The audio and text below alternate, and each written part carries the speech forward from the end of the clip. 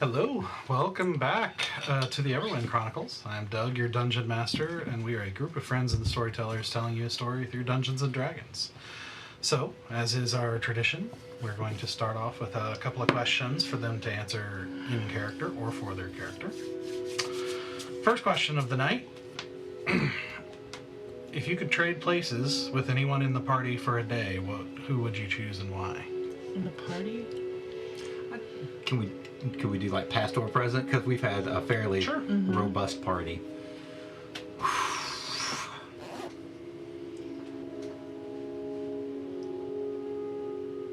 I think to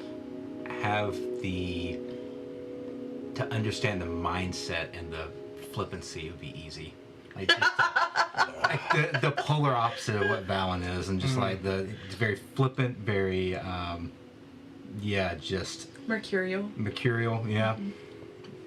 I mean, marches to the beat of his own drum.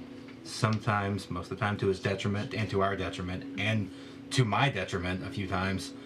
But man, just getting the mindset of what that would be like would be, I think, Valen's thing. Just to go in the complete opposite direction from how he is now. Yeah. If it's past or present, Cithras. It's not part of our party, though. yes, he was.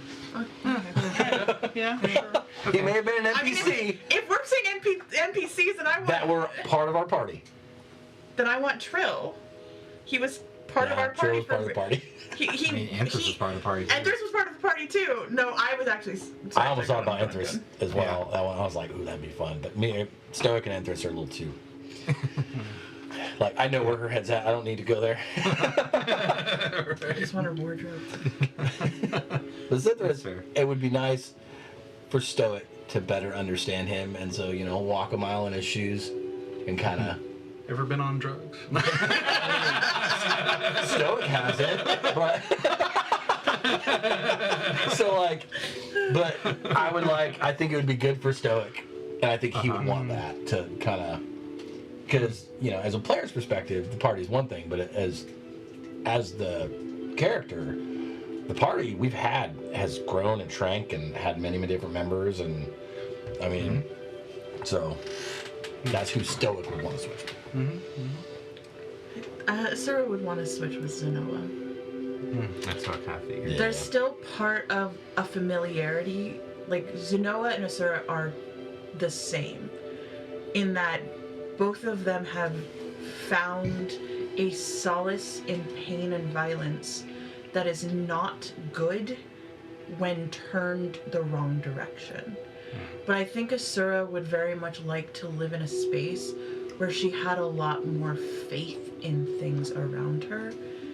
She's not a religious person. She's never going to be a religious person. But there is something unwaveringly stable in Zenoa's uncertainty about things that is always uncertain about direction, uncertain about action, but never uncertain of purpose. And that she knows her devotion is strong, and she knows she was chosen for a reason. She's just not entirely sure what all of it means for her, because she still has a lot of unfinished business.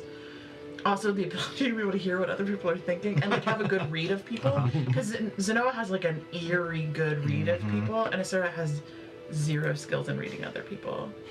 So I think there would be a comfort in understanding where Zenoa came from, but also finding a different type of certainty she's never possessed. I think she would like that. Also, to have that kind of magic, she hates magic, but that scythe thing? Right. Get some god magic going on? Take it for a day. Badass god magic scythe? Yes. Give me some death and a little, even though I hate the cold, give me a little bit of chill and I will down people. Yes. I'm here for it. Heck yeah. Like how you're like, I knew she would pick that. Oh yeah, it was but you and Zenoa just had a thing, two peas in a pod there. Yeah. Okay. Second question. Do you believe in fate, or do you think people make their own destinies?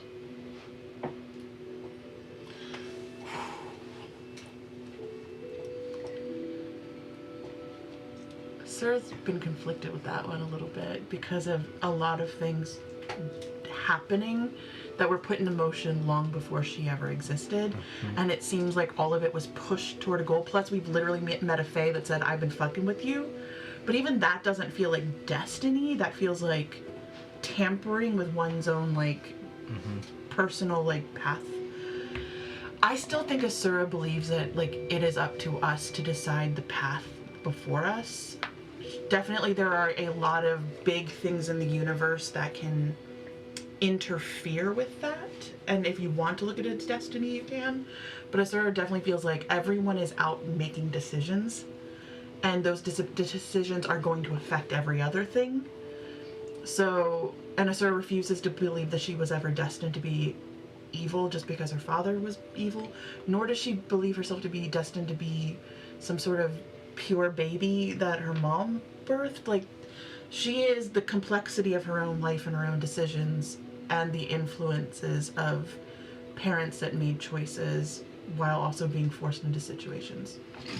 Her mom.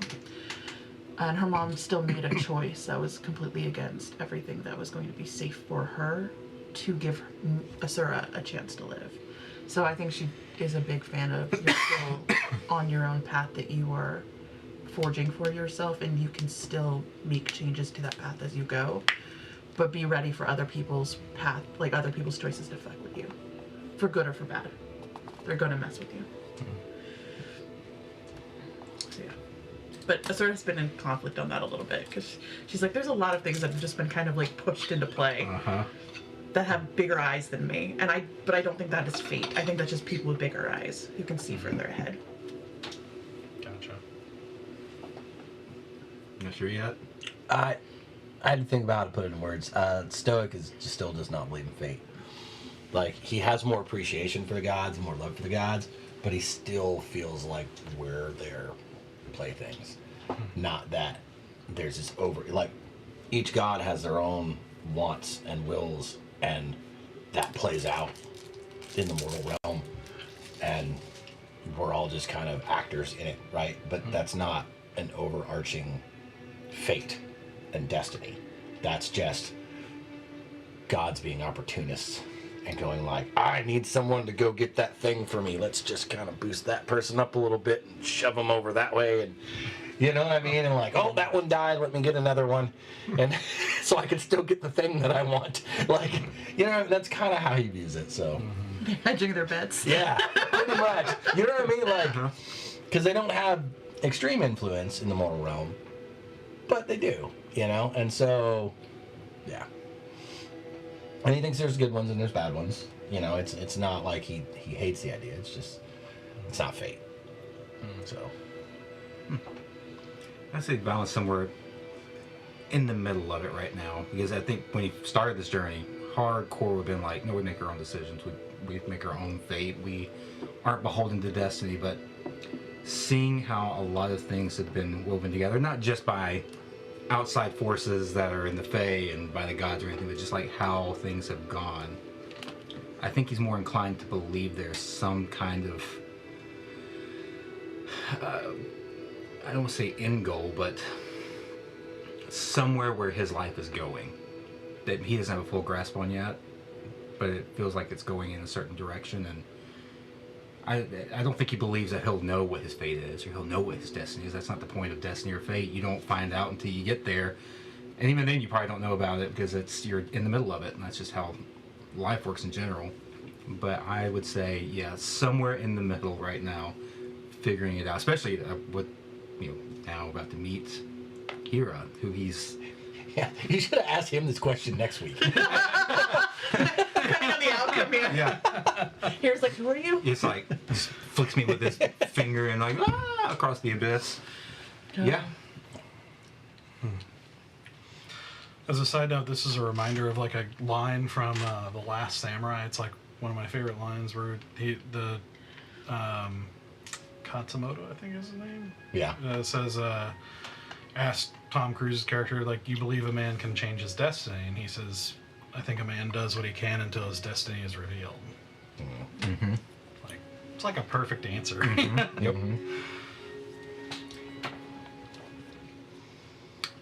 That would probably pretty closely sum up where Valen is exactly right now. Mm-hmm. Almost like it's not his responsibility to know, just to show up and do what he can while he's there. Awesome.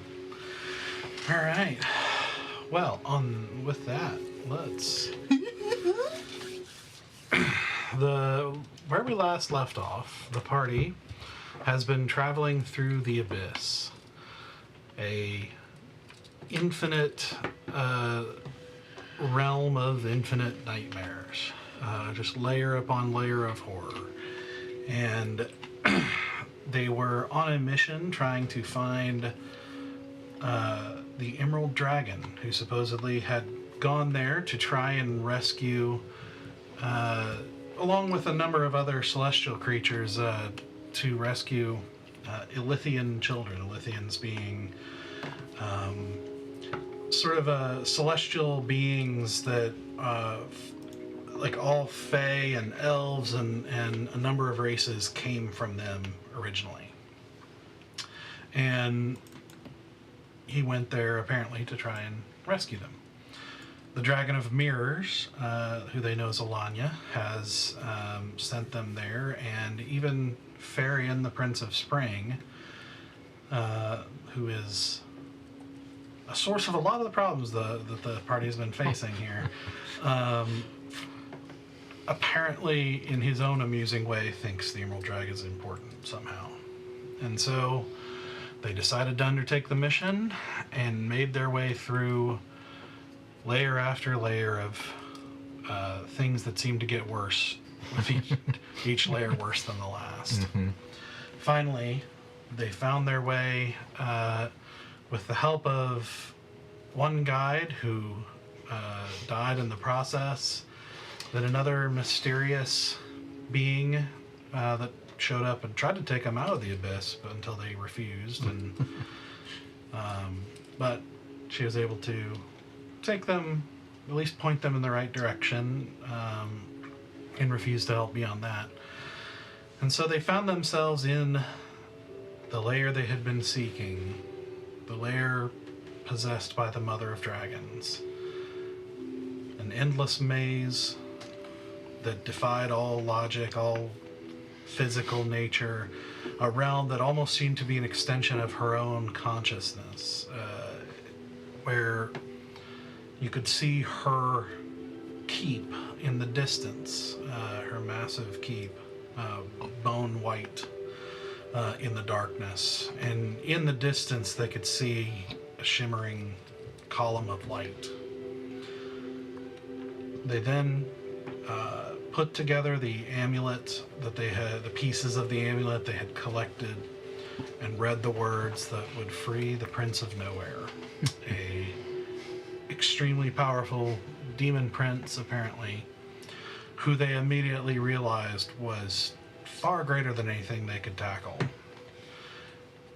But fortunately, being where they were, his attention was immediately drawn to look at the Mother's keep with hatred like they have never felt before, and the Mother responding in kind, as he grew an army of shadow creatures that immediately started doing war with the demons in this lair, and rose up and started creating a hurricane of magical energy. The party bolted toward the light on their magic carpet until bolos basically were being thrown at them from the maze, one of which wrapped around Stoic and the carpet and plunged them into the maze, where they were confronted with a creature that Hazelwick warned them about, which they knew was Mother's champion. After a very intense battle, where they came pretty close to ending everything there, they were finally able to fell the creature. They managed to get away and managed to recover their carpet barely ahead of the storm, get it underway, thanks mainly to Valen's like insane speed. 100. And as they were flying, trying to make their way to get ahead of the storm, they saw lights coming out of shooting out of the column, the massive column of white light in the distance.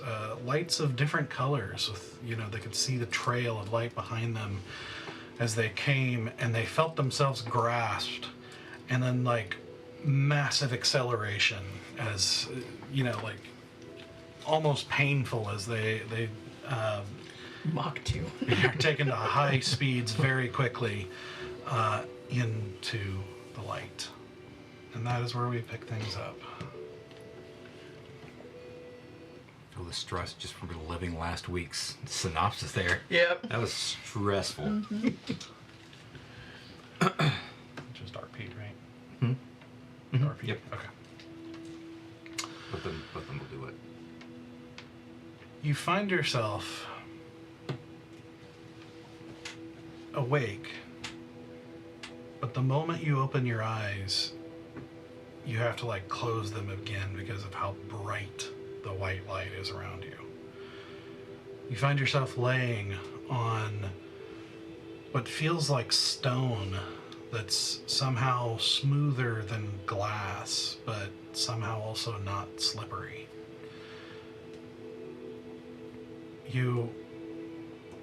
The light basically makes it impossible to see and is painful, but and there's not even a way to shield your eyes because it's like it's permeating or coming from every direction.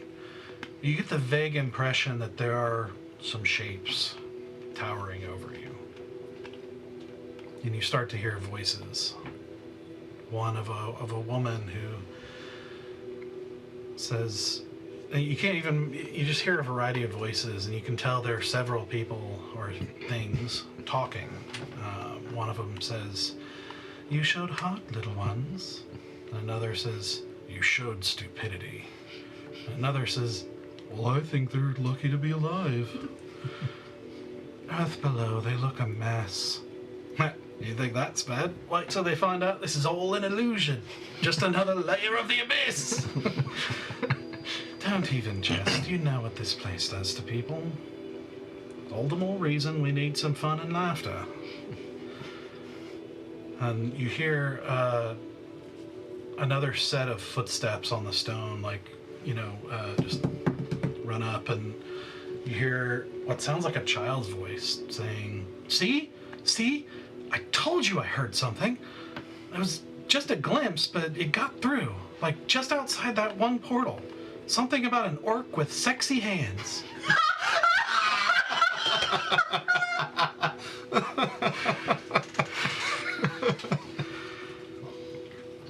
Well, they don't look all that sexy to me. Well, perhaps we should ask a professional. Eraviv? How many times do I have to tell you that's not really what Avenya means by love? Oof. An angel of love doesn't think your hands are sexy either, mate. Must be an acquired taste. Come now. They look a bit worse for the wear, yes, but I think they'll clean up nicely. You kind of feel like this more of a force than any physical thing, just kind of gently lifting you up and forward. And you just hear a voice, the deeper voice say, "Come.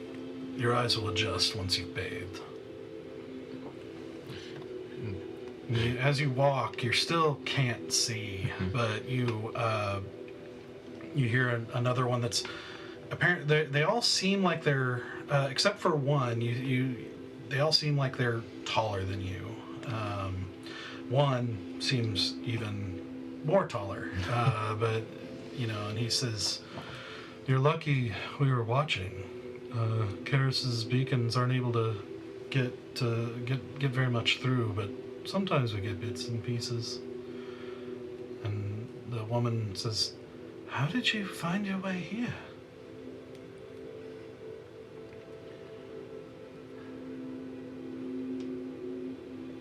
Painfully. "I can imagine.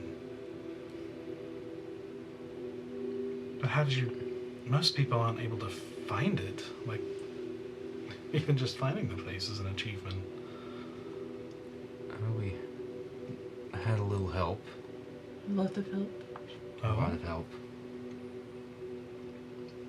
A couple of guides to get us here. And a mission of grave importance.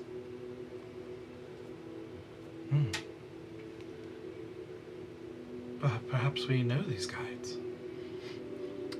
What was our little fake friend's name? One was Hazelwick Blood Willow, and the other, slightly more briefly, Huntress.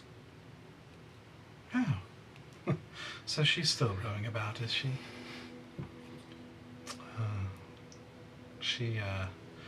She's been doing that for a very, very long time. Oh, that would explain why she's so powerful. Oh, yes. Well, she was powerful when she came. She used to be a champion of Valoon. Far back in the early days when we all began to understand what the Abyss was, she swore an oath to wander it, leading any who shouldn't be there to freedom. Well, she did try to get us out once, but we had to find Hira. Hira. And the children. And the children. As many before you. That's what we've heard. At this point, you start to see kind of coming into vision, almost the only thing you can see at the moment. What looks like kind of inset into the stone. You see steps leading down into a pool of sorts of just crystal clear water. Over it, you see planted, almost seemingly kind of growing out of this stone, is kind of a curved tree of some kind with pink flower petals that are slowly dropping into the water, and as they do, you see just kind of a pink light kind of it like dissipates into a pink light into the water. And she says, "You'll feel a lot better after bathing." Okay. I grab Fallon's hand. And walk into the pool. Yeah, and one of them does. The other one says, "I'd leave your clothes on." Good, because I've you- made no attempt. Yeah, you also feel Sarah's hand relax a little bit. Like there was like an anxiety for splitting, because the last time she had to get into a pool, 2 men stripped her. Yeah. She's not happy about that. As you get in, you do hear one of them say, "Karis, will you fetch Ardon?" And you hear the child say, "Yeah, sure." And just you hear the footsteps run off.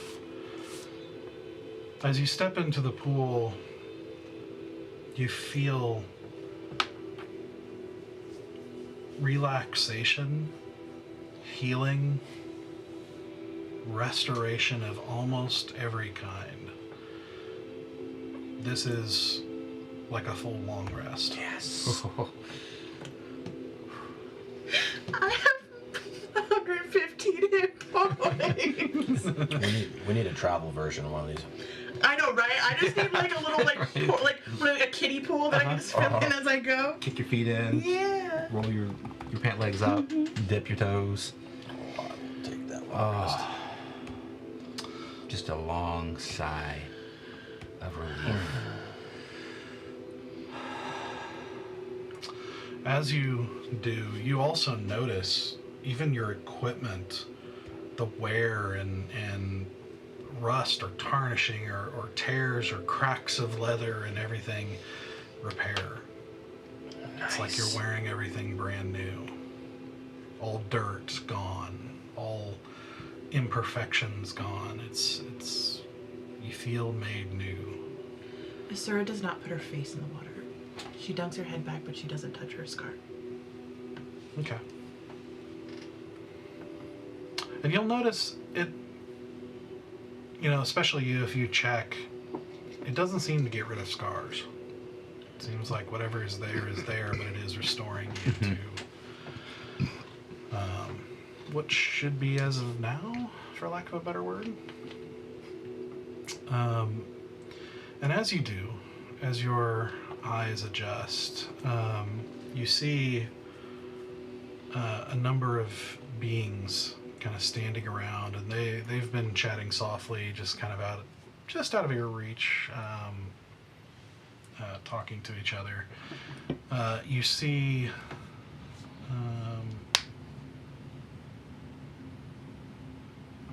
let me get my screen up.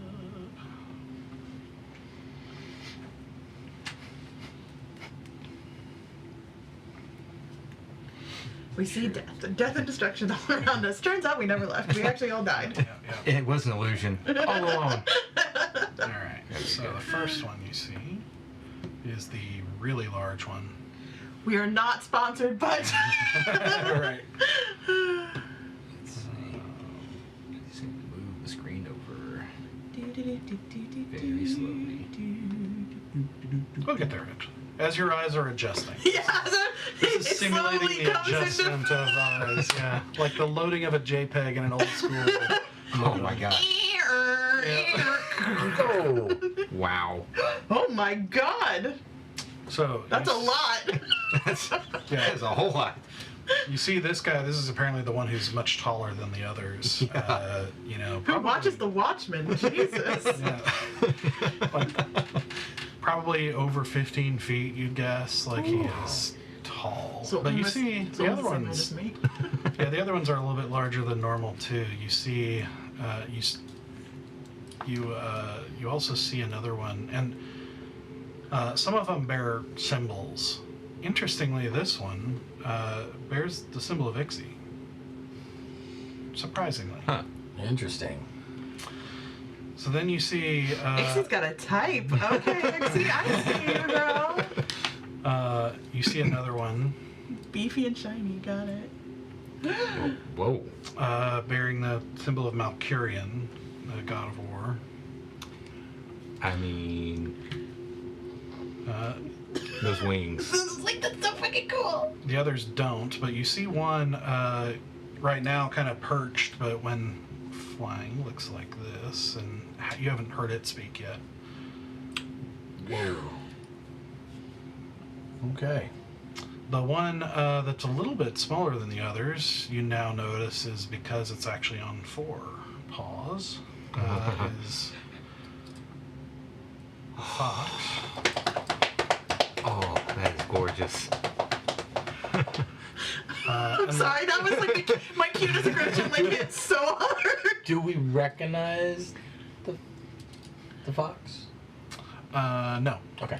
You were like, We don't know where We Briar definitely ended haven't up. seen a fox like this before. Okay. This Like, is, we don't these know where are- Briar ended up. This is, you get like this kind of almost alien sense Uh-huh. from them. Like, this is not, obviously not stuff from the realm you're Yeah. familiar with.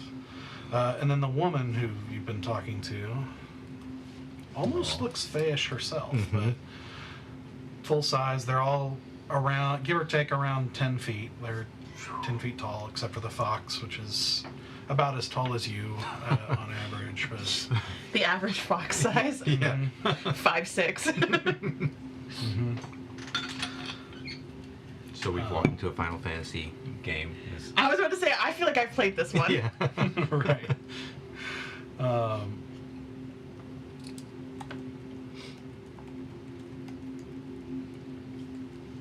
So, you are finally able to see these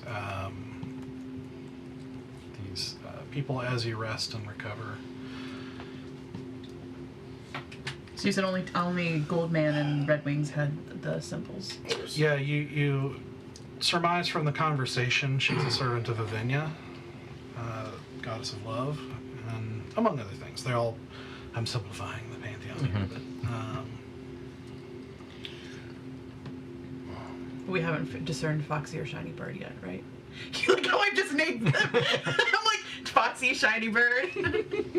Dr. Manhattan with wings. Yeah, I was like, well, he's Goldman. Yeah. It's Goldman and Red Wing. You can ask him. Yeah. You all were far less intimidating when we couldn't see you. And the fox just kind of cackles a little bit, and he's like, right. We're not even the worst of it. What is this place? This is Remnant. Cool. I more mean, we didn't know exactly what we were looking for when we came here, but all we saw was a bright light in the middle of a extremely dangerous labyrinth that looked like it could be where we're trying to go.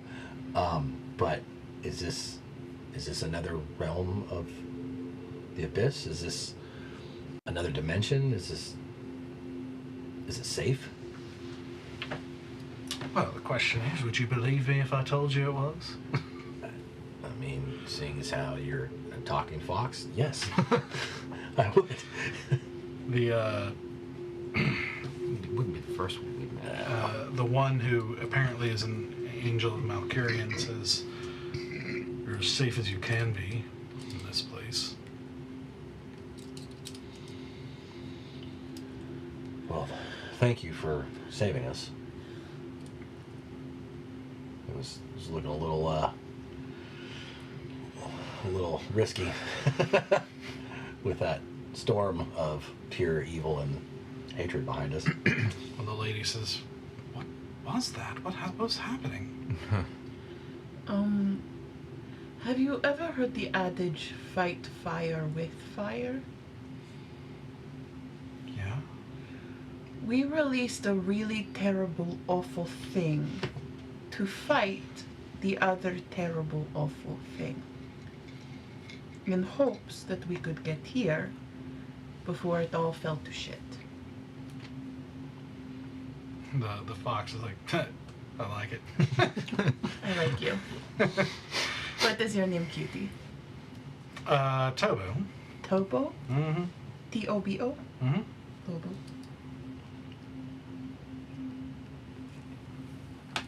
Servant of Mediti. And he kind of like gives like a little, puts a one paw out front and kind of gives a little bow.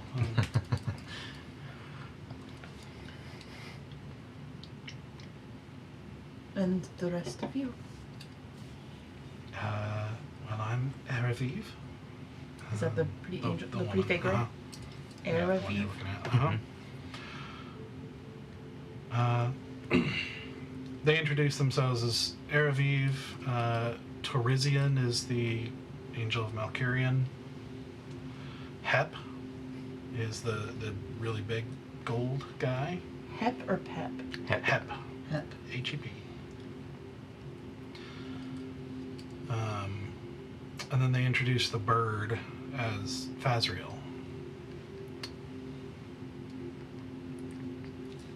Who is Fazriel for? He serves Mayan.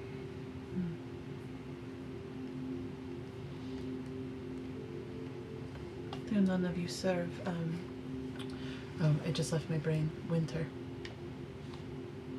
Oh my gosh. It literally just left my brain. Iltris. I could not think of it either. Yeah, it just like, it floated away for a The second. moment you said it, I was like, it's not there. Where is it? Yeah, I know. It was like, it couldn't load it. Yes, there are a few. And what about, and I look over at, our new friend. What about Morin? Yes. Yeah, we recognized that one, didn't we? No. I think, well, and keep in mind, not all of them directly serve a god per se, not the way some of us do. There's a lot more to the celestial realms than Affiliation. direct servants. Yes, many came of their own accord and volition to for a good cause, but I believe the only official servant representation we might be missing is, where is it? Etherian. Is the god of time, hope, and regret. Did he know that time? Fox is like, you can do better. It was the first one that came to mind. You see him wink at you. I don't know why Sir gets flustered by a fox. Okay. Waking at us. Okay, I don't know what to do with that. You see at this point a child with what looks like an old lady, wearing a blindfold and very, very simply dressed and just kind of just very, very simple gray robes, walking with a cane, not hobbling, but like just walking with a cane with a blindfold, not being led by the child that's by her side, who you can see looks very much like an elf or a fae child of sorts, but like with a sort of glowing light around them.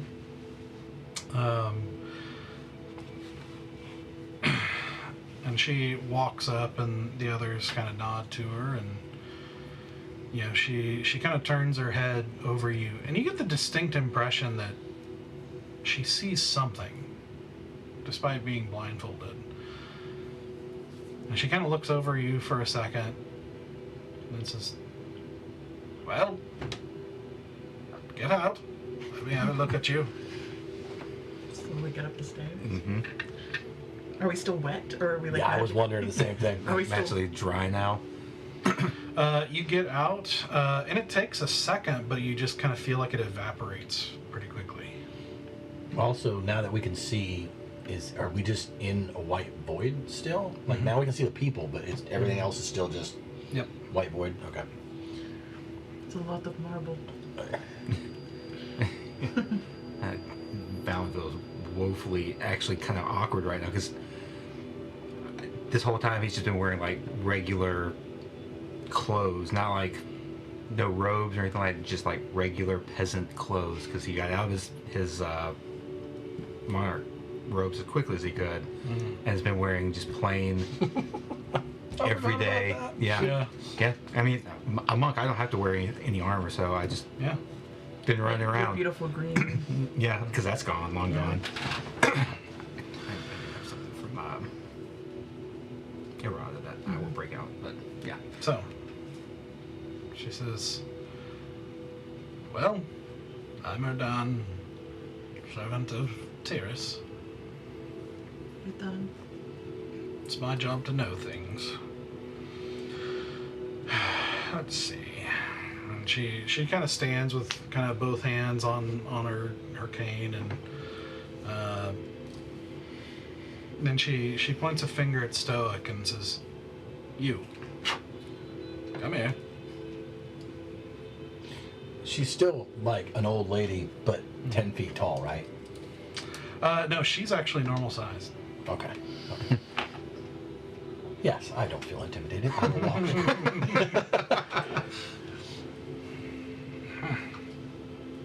Servant of Arcthurian. He's never taken a pact with a mortal before, to my knowledge, which is not insignificant. Yeah. Has he started to do that now? Unfortunately, I think I might be his only. Well, whatever the case, I can see you've been given much strength from children. Yes. And Arcturian. I'm forever in his debt. Well, don't lie to me. I'll know. Who do you serve?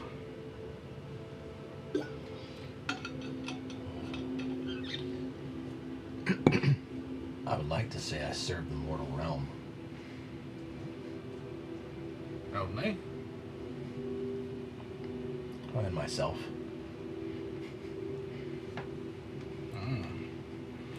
Well, that doesn't bode well for us immortal, I guess. No care for us. Well, I mean, some of you. Some of you I've met. Still up in there. That's fair. I'm with you. She kind of waves behind you for you to apparently walk that Into way. the open abyss. Okay.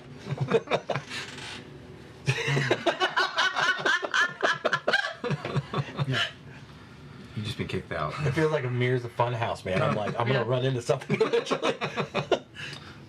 Yeah, and you can wait if you prefer. Like, wait for the group to... Yeah, I'll stay, take up steps back, but I'm not gonna like. Okay.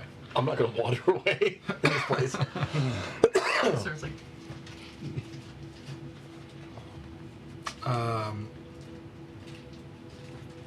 You. Come here. And I walk over.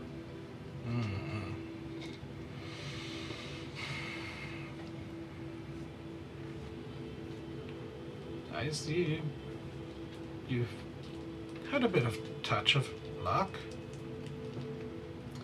A little bit. And you hear the big gold one like, huh. I love that. That is his reaction. Getting a very himbo vibe here, but that's cool. And she says, well, An not Amazon many, cat? not many catch her interest. Congratulations. Thank you. She's been a ride. Well, all right. Who do you serve?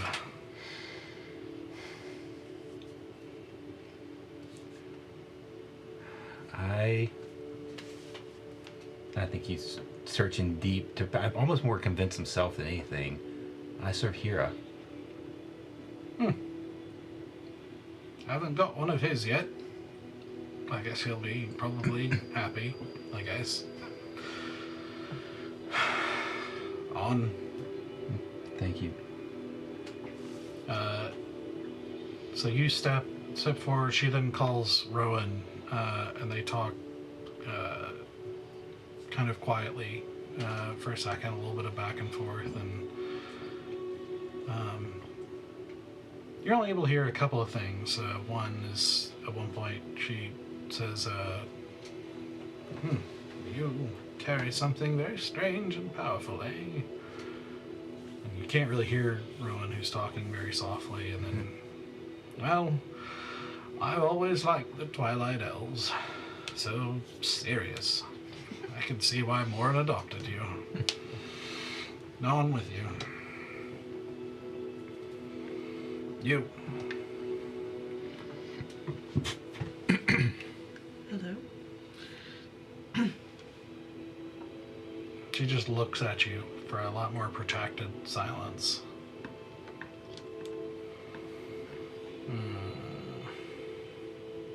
And she kind of turns back to the three of you, and you all know her well. I'd like to think so. Yes. You know she's half devil. Yes. We do. Still, you vouchsafe for her. We do.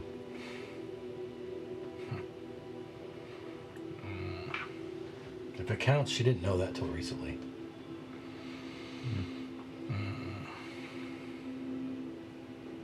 Strong fire in this one. And she turns back to you and is like, you make me nervous.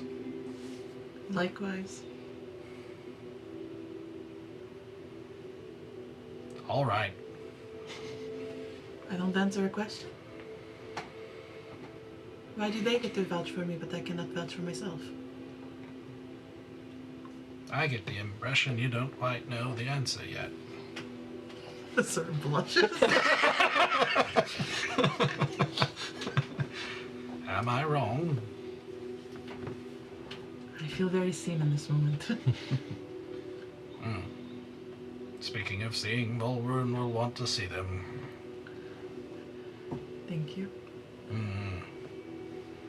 Thank you for vouching for me. Of course. So, you walk, and I think Iraviv and Tobo keep walking with you. The rest don't. Apparently, either on watch or duties, you have no idea, but they don't follow you. I walk close to Topo. I'm just like, they're so cute. Oh, I've never seen a fox before. Not at your size. You trying to say I'm fat? Tall. Unless you like to be called fat, then you're also that too. Ah, well, at least you're well-grounded and honest at all times. I can't tell if that was an insult or a compliment. Good. And Iraviv says, don't mind him. He's Mediti, humor and all that. But as you guys are talking, the veil of white light suddenly lifts. And you find yourself walking out kind of up to the edge of a mountain, and you see unexpected beauty.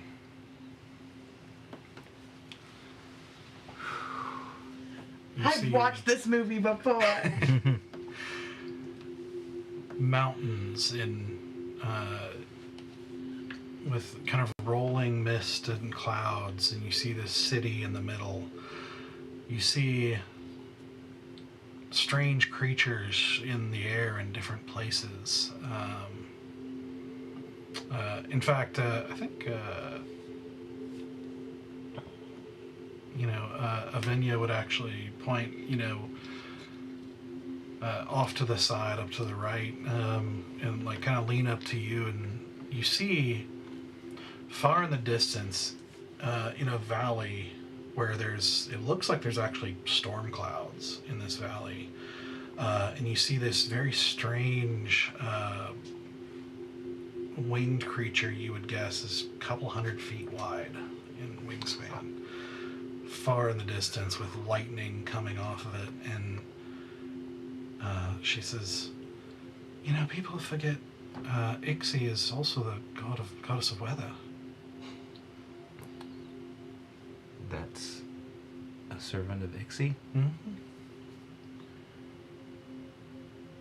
That's really cool. Well, shall we? Again, where are we? You're a remnant. And the fox is like, don't have a very good memory, do you? Well, I thought, does this feel at all familiar to me when we went to the top of that mountain? Because didn't we take a gateway into the celestial realm? No, the one that you went to at the top of the Celestarium looked like the World Thorns. Okay. It looked like an opening in the World Thorns Okay. somewhere. Just like a protector. This does not feel natural. This feels surreal. Like almost an ethereal quality to it. Almost like you're in a painting. But you don't doubt it's real. Yeah, I don't know. You know. I don't know. I'm just so surprised to find this place in the middle of the abyss, and so I guess that's why I'm so confused. The fox is like, what do you mean? Well, This is just like all the other ones. other, You must have been in the bad part of town. other what?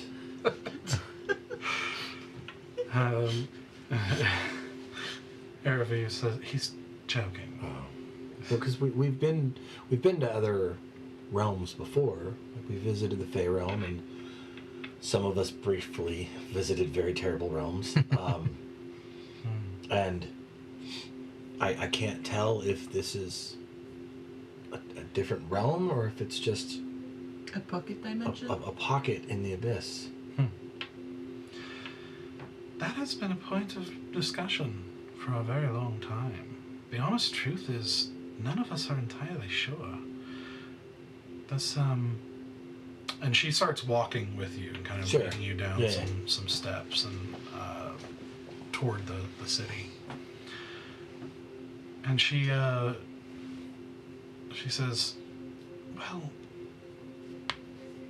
when the children and those who went to defend them were cut off and fled further into the abyss,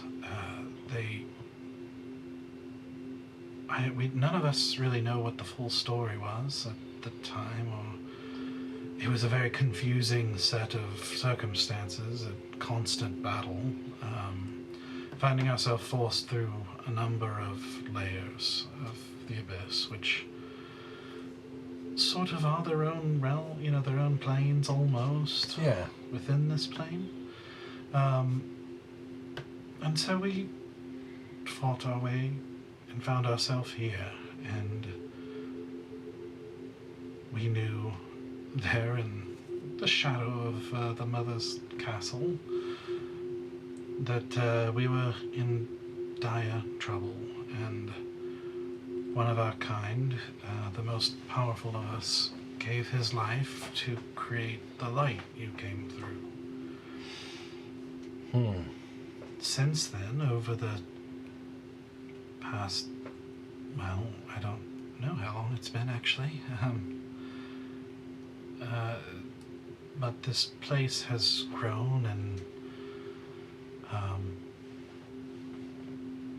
expanded, for lack of a better word. It's become a curious, maybe you could call it a pocket, I don't know. I don't know if it's a part of the abyss truly, although we can't fully escape its influence. For certain, this is not Celestia, this is not Amaranthia or any of the similar realms. This is something new. It started to take on the traits of the creatures who dwelled here. Much like the abyss does. I suppose so. So everyone who's here, have you all been here from the beginning? No. There have been a number of expeditions from adventurers more short-lived, like yourselves, to other creatures from across different planes who have tried to reach us. Some of them who succeeded, but never been able to devise a way to escape. And we have maintained a sort of careful balance, because I don't doubt that the mother could penetrate this light if she decided and do battle with us. But if she did so, she would, especially since Hira and some others came with him, it would almost certainly weaken her in the process, even if she won. And if that happened, there's no one with more enemies than the mother here. Yeah, that's true. Many who would take her place if they could. And so, it's a careful stalemate. She does send people. There are ways that people are able to get in on their own, and so we must always be vigilant and patrol and guard, but we also make our own strikes, and ever we have been at war, but ever this place has continued to grow and become something new. Hera has been gone for 200 years, yes? Oh, much longer than that. I thought 200 years was... No, at least from the... I don't know how long he's been here, but he's been gone from... Well... Roll a history check. Well, Then why do I keep remembering the number 200 years?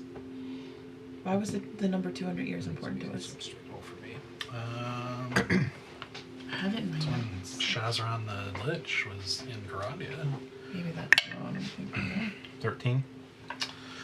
About 1,000. Okay. Because it was part of the Alithian children getting tricked in was the catalyst event that Dantalix the Deceiver used to march his army through, which started the disaster, invasion of the Abyss that felled the Empire of Sun and Moon. So then 1,000 years. Mm-hmm. Well, then I would say at least 1,000 years. Wow. That story is our ancient history now. Really? 1,000 years is not so long.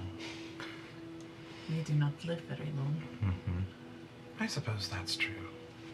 We've had several generations since then. Hmm. And I think a lot of that history was locked away on purpose. Why would they do that? Power has changed hands many times since then, and the current political structures in our realm seem to like to keep things at a tense equilibrium. Yeah, in the mortal realm, the winners get to write the history. And so it changes with the Each new winner. new winners. I suppose it's the nature of your realm.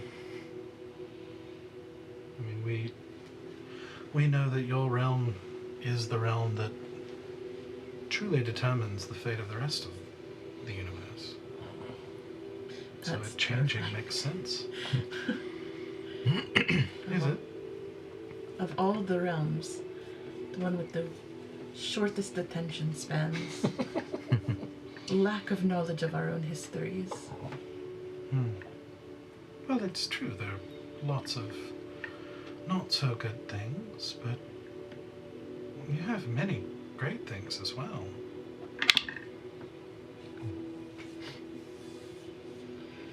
I guess we do. We've just seen a lot of the less nice parts of it. Well, and tell me, I perceive some sort of bond between you. Was that not at least in part played by what you have been through? It is. Yeah, our shortened lifespans seem to make everything we experience more intense because it's so fleeting. So maybe erratic and short-sighted, but no less valuable. yeah.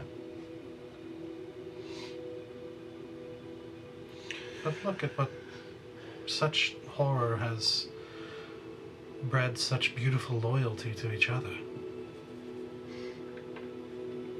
And certainly love of a kind. Mm-hmm. Link arms with Valen. Then I try to link arms with you too. I don't know if you'll let me. Nah, it's a deep loyalty to each other. It is love. It is. There are many different types of love. Mm-hmm. And his hands are sexy. I didn't say they weren't. Well, you where are you? I'm assuming you're still walking down into town. Where are you taking us, by the way? To see Volrune, the Radiant Warden. That name sounds familiar. Really? Mm-hmm. I'm trying to remember from what, but I'm like that. We know that name. Roll a history check.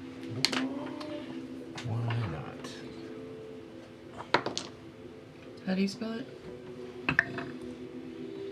Volrune, Volru apostrophe UN.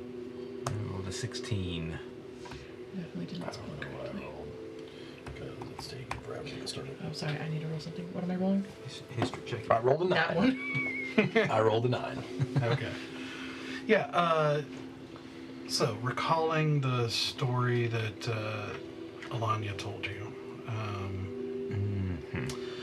So, Amaranthia is one of the more positive, kind of heavenly realms. And that's where Ilithians live and a lot of that flavor of creature. A Radiant Warden is the equivalent of like a paragon in Celestia. Or like an archdevil of the Nine Hells, or a demon prince. Like it's one of the like rulers of that realm. You do remember a Radiant Warden being in charge of the portal to guard the portal when the trick happened. And Yeah, I just thought the name Valrune, that we've heard it before. Well, Valoon is one of the Pantheon. Valoon is the goddess of freedom, and Maybe that's why I'm getting confused then. Valoon is the goddess of freedom, air, perspective, and sight.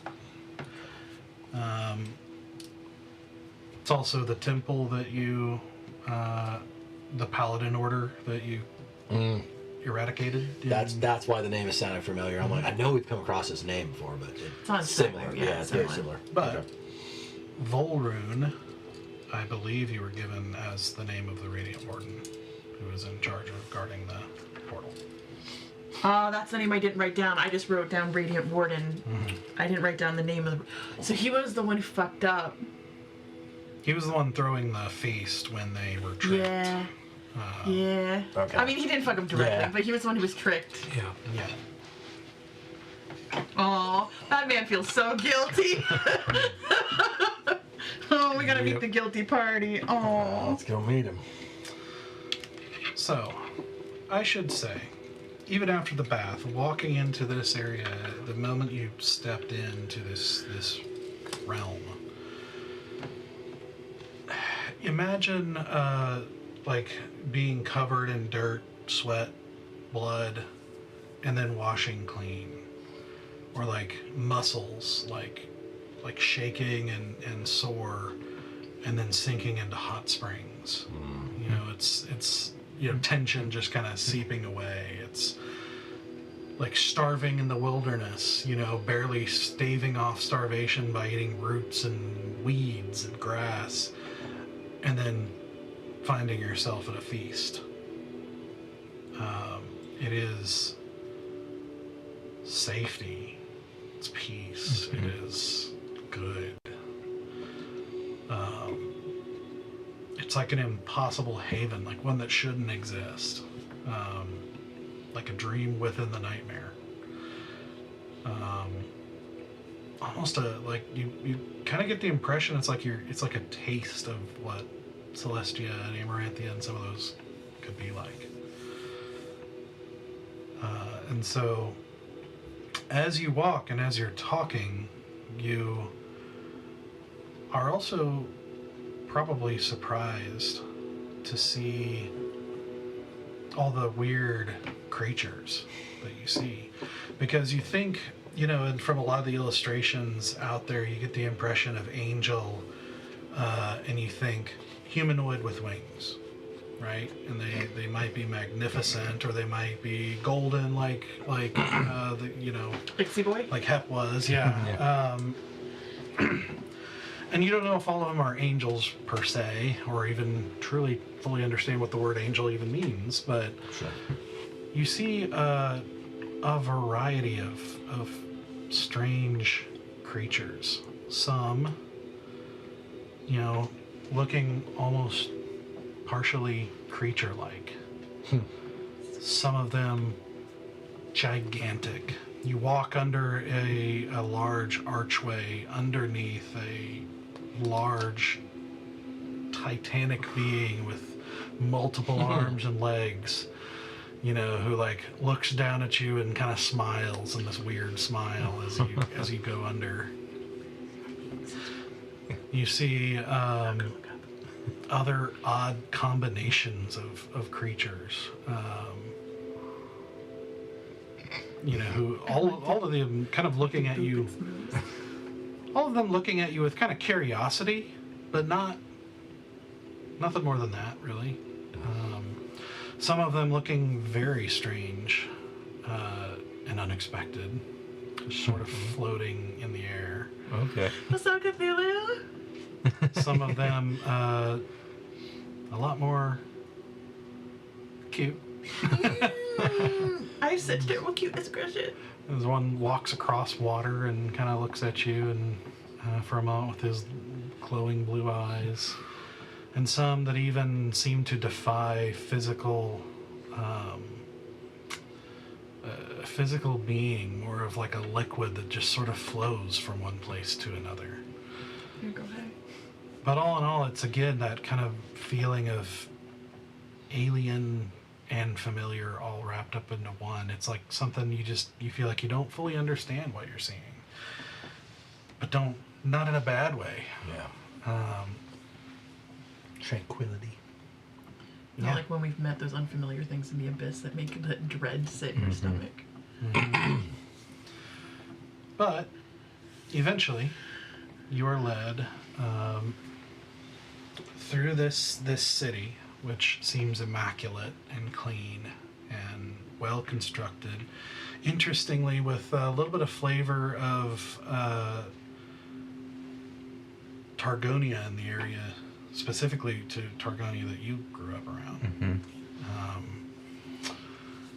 And eventually, but it's like a mix. It's not quite that. There's also like some that you might imagine were more elven in nature, and more some that even have almost a northern quality, kind of like what we would call like Norse or Nordic. Like it's an interesting mix of architecture. But you eventually are led to a tavern, just a relatively small tavern where you see a number of people gathered and some drinks and food kind of passed around and everything like that.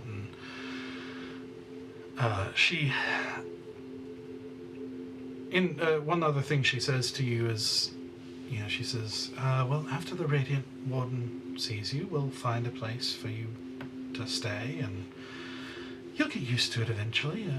It's not so bad here, really. We're not staying. You know, we have a way out. All right. You can tell she doesn't. Believe She's probably heard this before. Like Yes. she's probably heard. When do we see Hira? I mean, to legit, I want to stay here. Like, this is gorgeous. So, you see, a number of kind of what look like more of those kind of glowing, kind of fae, kind of angelic beings, but fully grown. And you see one in particular that's a little bit darker, with a little bit of a kind of a bluish haze to them, and with some markings on his face, and surprisingly a beard. Like you don't expect that from like a fae or anything like that. And you can kind of see him like laughing and talking, like merry with his friends or whoever he's gathered with, and he looks like this. He has a tail that can connect to plants. Seems like my kind of guy.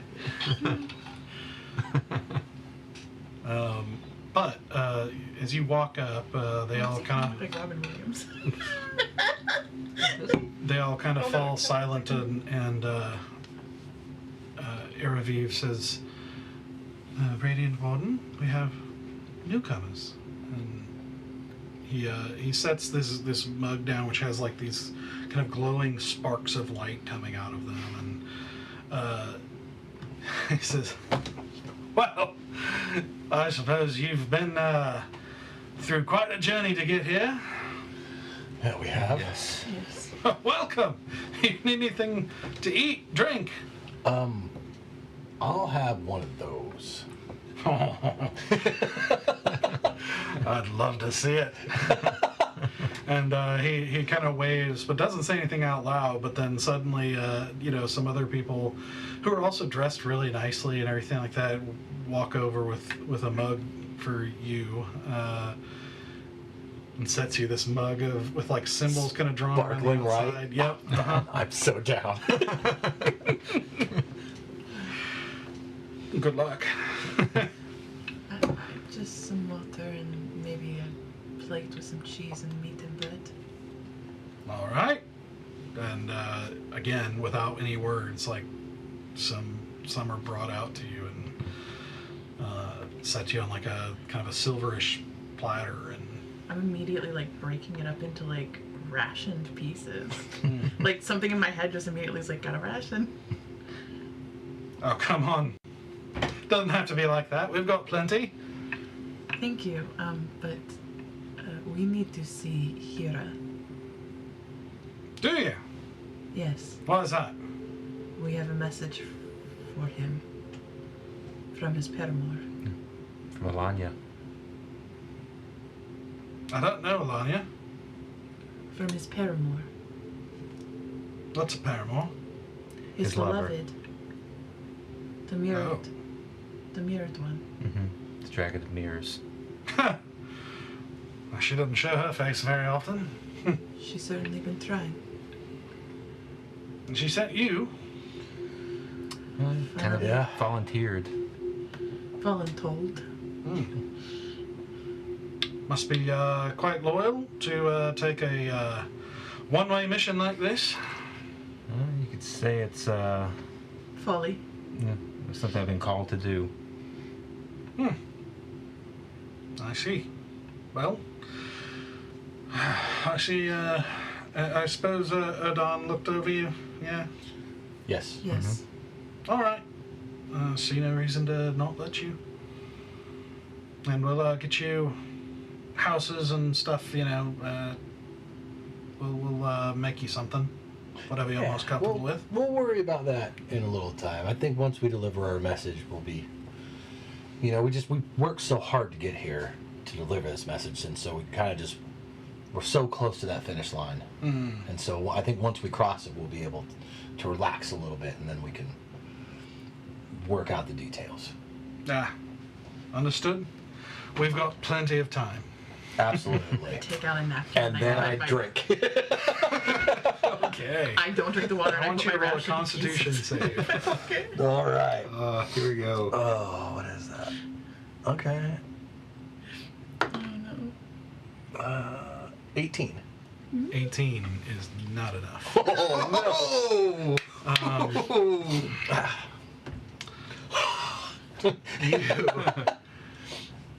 You drink this in, and it's like you are plunged back into that white light. It is like you feel. It's a feeling of light, not heat, but like you've never felt this before. It is overwhelming, and it's like it's in your spirit. Like you don't even feel like this is a true liquid. In fact, it doesn't even feel like water. It's a weird mix of liquid and spiritual essence, and your vision goes white, and you currently can't see. Oh no.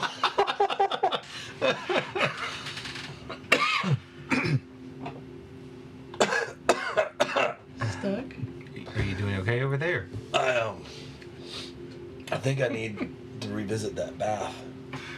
You feel a heavy slap on your back as he's like, puts a new meaning to spirits, doesn't it? It does, good sir. No, seriously, everything's white again, like it was when we came in. Yeah. Well, it'll wear off. You might want to lead him for a bit. Yep. How long? You feel me take your hand and put it on my elbow? Yeah. Roughly, how long will that lead? Would take him to? Oh, just whenever it happens, it happens. Yeah. Okay. There's no rush. It'll wear. I'm fine. Yeah. You're fine here. Hop in that bath. Well, We'll ask for the bath if yeah. we need to. Do you have a place where I could change out of this? I suppose. Sure. I mean, a direction.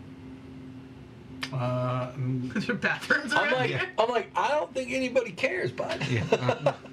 I definitely won't. I mean, at this point, there's nothing nobody's. I can't see anyway. I 100% watch you when you change to make sure that like nothing's like developed on you. I'm always Doesn't like have any new parts. Yeah, I'm always like a little paranoid. Like post him coming back, I'm always like, Why is he growing a tail? exactly. I'm worried that like some horrible thing starts to sprout on him. I have a paranoia that he's gonna get like something and he's not gonna know about it. So, so Araviv kind of smiles and just said, "You can follow me." Okay, thank you. Mm-hmm. Do you want a partner? Hmm? Do you need a partner to change? I don't think so. I just didn't know if you had any clothes that required like gussing up on the back. No. Okay. Thank you though. I was thinking about my dress. I'm like, it's hard to do on my own. The buttons are in the back. You know, the fox is like looking at you with a cocked eyebrow. Oh no, no. Right, yeah. Mm-hmm. Sir has this like slightly aghast face. Like, oh god, no. Right, only friends. Yeah, I've heard that before. Listen, you're more my type than he is. Well, that changes things. And I start laughing because I'm like, was that a good? Was that one a good one? That was a little bit better. Thank you. But no. So, she leads you next door and, knocks on a door at another kind of angelic being that... Can I just borrow your house? Yeah. Uh-huh. Yeah, basically. I don't think anyone would have cared. Oh man, just like Yeah, you see answering the door another being that's almost made out of starlight. And, and she's like, "Do you mind if we use your house for a moment?" And it just nods and kind of steps out into the street. And I know you can't see right now, but I'm just like, Yeah, I'm just enjoying the feeling of like pleasant. Because we've not felt pleasant in a very long time. it's been a hot minute. And so like I'm not even worried I can't see. I'm just like, okay. you hear this kind of weird layered voice ask Araviv, like, "Did he not bathe?" And she says, "No, but Volrin persuaded him to drink." How? I see. Didn't take much persuasion. Take your time. I'll visit a friend. And she just kind of turns and kind of glides off. like, you can just use my house. I'll see you later. It's all peace and love here, man. Like, I get it. Sort of Stoic is vibing, man. Like, you just let a stranger in your house and you just said, "I'm just going to go hang out with someone. I'll see you later." Doesn't even lock the door. Uh-huh. There's probably not even locks on the door, are there? There's nothing, just like a door, right? No, there's not. Yeah. Yeah. Just a door. No locks. Sora is so disturbed. She's like, "I have never seen an unlocked, like a lockless door in my life." So, so you go in and change. It's a fairly barren house with a sort of dark, slightly reflective black stone interior. It's like there's a moment where you're like, "I wonder what she looks like in here. It's gotta look cool." But you've got other things on your mind as you change into. I'm changing into the robes I got from Errata, which are like a very... So when I do come back down, it's a very, like... I don't know if elegant would be the word I would use, but it's definitely like a fighter's robe, but it has like just a sleek feel to it. Emerald green again, because of course. But instead of like my old gi and everything had like the black strips, like lining to it, this has got like white lining with a little bit of gold in the middle of that white line, just to kind of lean into the Ixie side a little bit more. Yeah. So it's got the, everything's just well fitted, looks really nice because for one thing it's brand new, so it's not got any wear on it. But I'd imagine, knowing it was a Rada, he'd probably put something a little extra in there, like where it would shimmer just a little bit, just like I'm like, that's embarrassing. Like, I didn't ask for it, but Arata would do it. Yeah.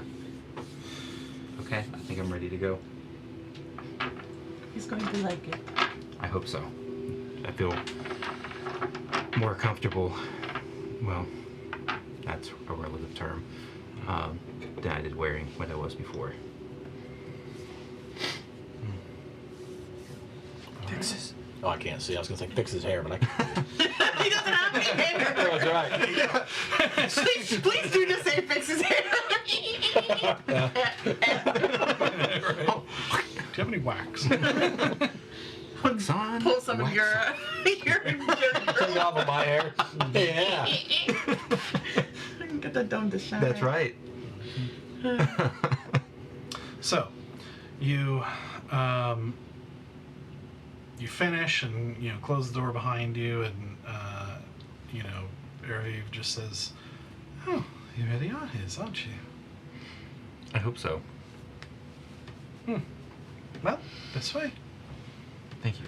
So, she leads you through a few, some more streets toward an area where it's like the edge of the city, where you can actually see down like the cliffs into the kind of rolling clouds down below, kind of going through the valleys here. She kind of like looks up for a moment, and you get the impression she's communicating somehow. And then you see a being fly over you, and it's interesting because as you look at it, not when you look anywhere else, but only when you look at this being, you get this backdrop of stars and like a night sky. And it looks like this.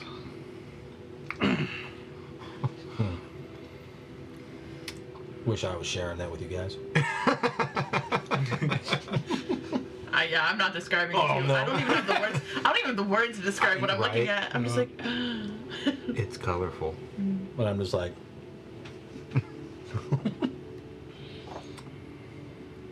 So, you see it fly over you for a second, like just kind of slowly flapping these great wings in place, almost made out of stars.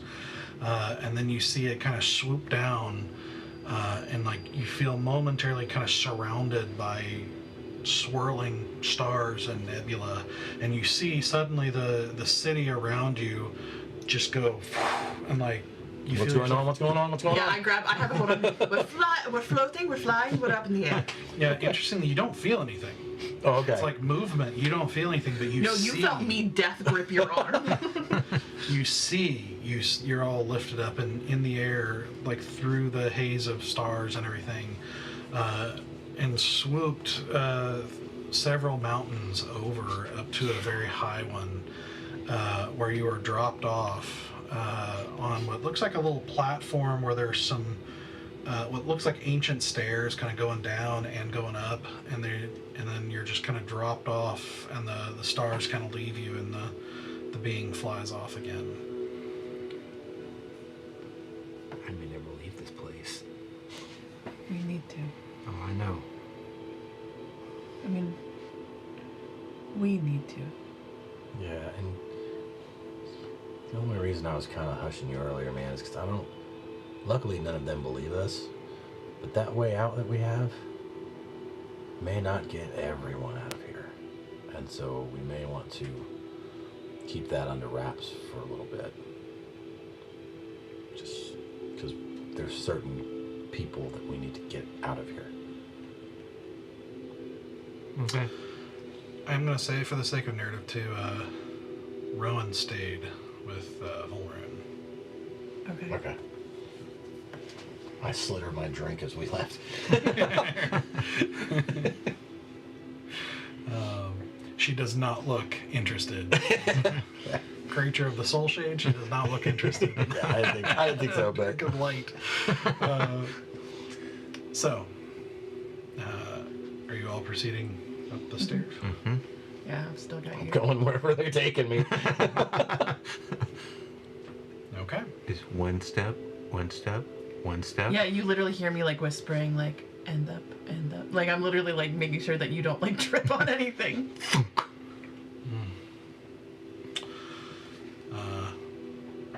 At one point as you're going up, Stoic, you hear the fox go, "Ah, what's that?" I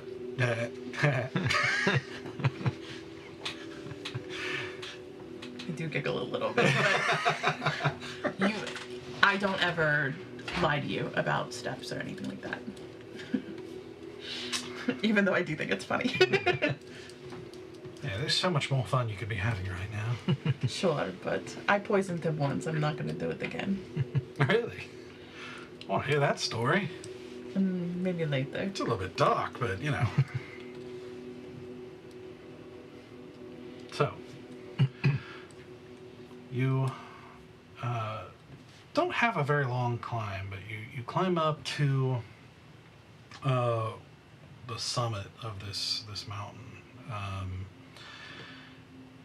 And you can feel you don't have any trouble breathing, yet you do get the impression the air is thin. Mm-hmm. And you feel like you would in a normal circumstance have a little bit of trouble breathing, but you don't. And so you can kind of see, like, this one is seems to be high above all the other mountains that you can see in the distance. And just at the top, you see some trees and a very small,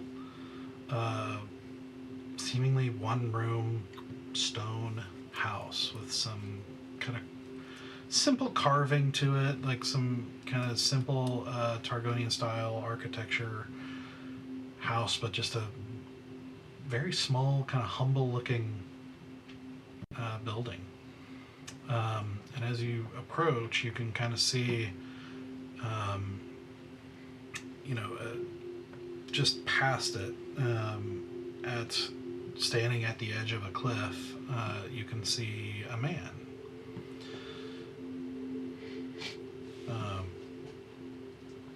And the Eraviv and Tobo, stop, and so just kind of nod you forward.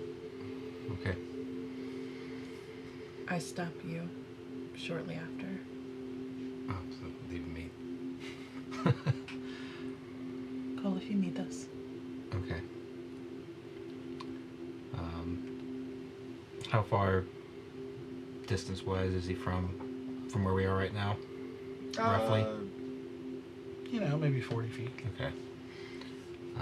Yeah, so this is not one of those times where I'm moving quickly. Very slowly, very timidly.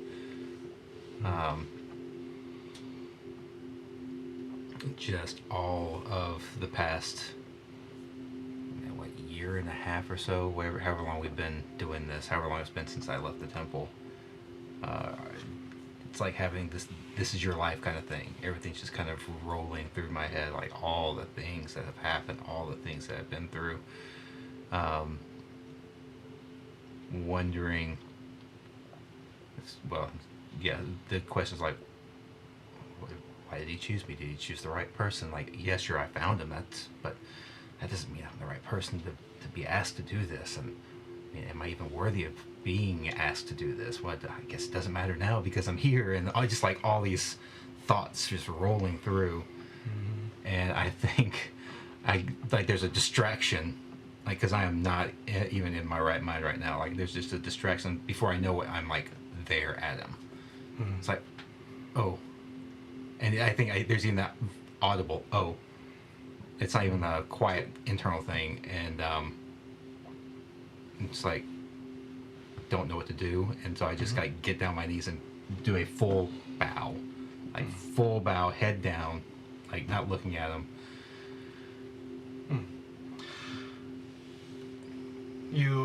As you are walking forward, there is a distinct feeling for a moment of being in a dream. It's like, and then it kind of hits you. It's like a dream you forgot almost. Mm-hmm. But like it's like as if you had a dream you forgot, but now are being shown it. Mm-hmm. And you've had that briefest flash of image back on that day when you meditated and had the very first vision that set you on this journey. And you realize that the vision took place in this place, but it was a different form.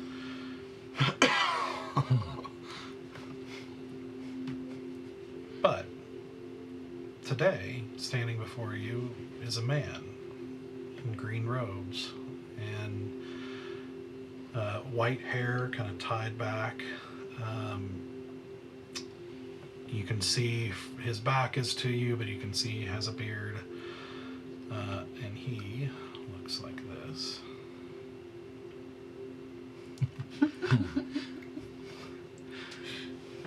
Exactly what I pictured in my brain. Oh, it fits so well. So as you do that, you see his head kind of tilt, and you just hear, something familiar and yet new. A wonderful little paradox. And he kind of turns and looks down and, did you lose something?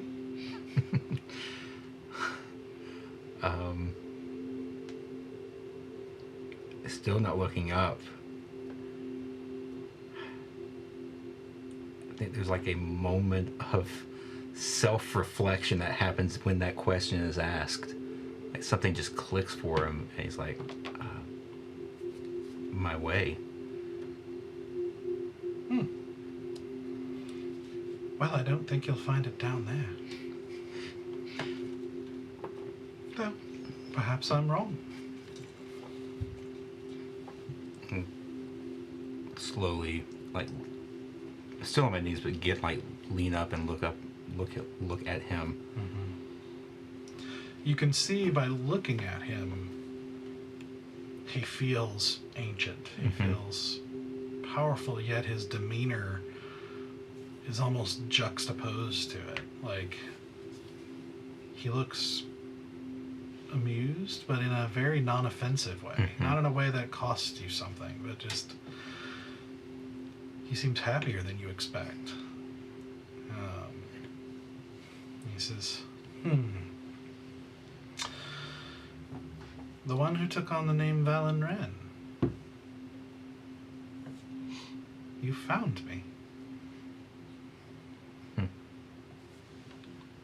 I guess I did. Well, I couldn't be more proud and more sad. Another little paradox. Not so wonderful this time. It saddens me that you had to pass through such vile repugnance to reach the light. Yet, even the worst of storms still waters the ground for many growing things. Our presence touched briefly some time ago, yet it feels like it's changed much since then. I think it has.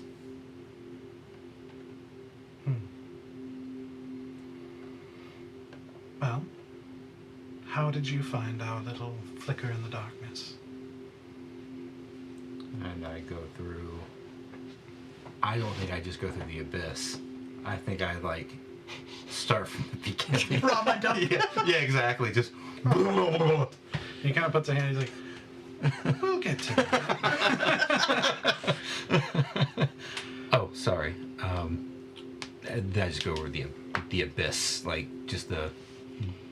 I give a little bit more high-level view of just the journey through the abyss.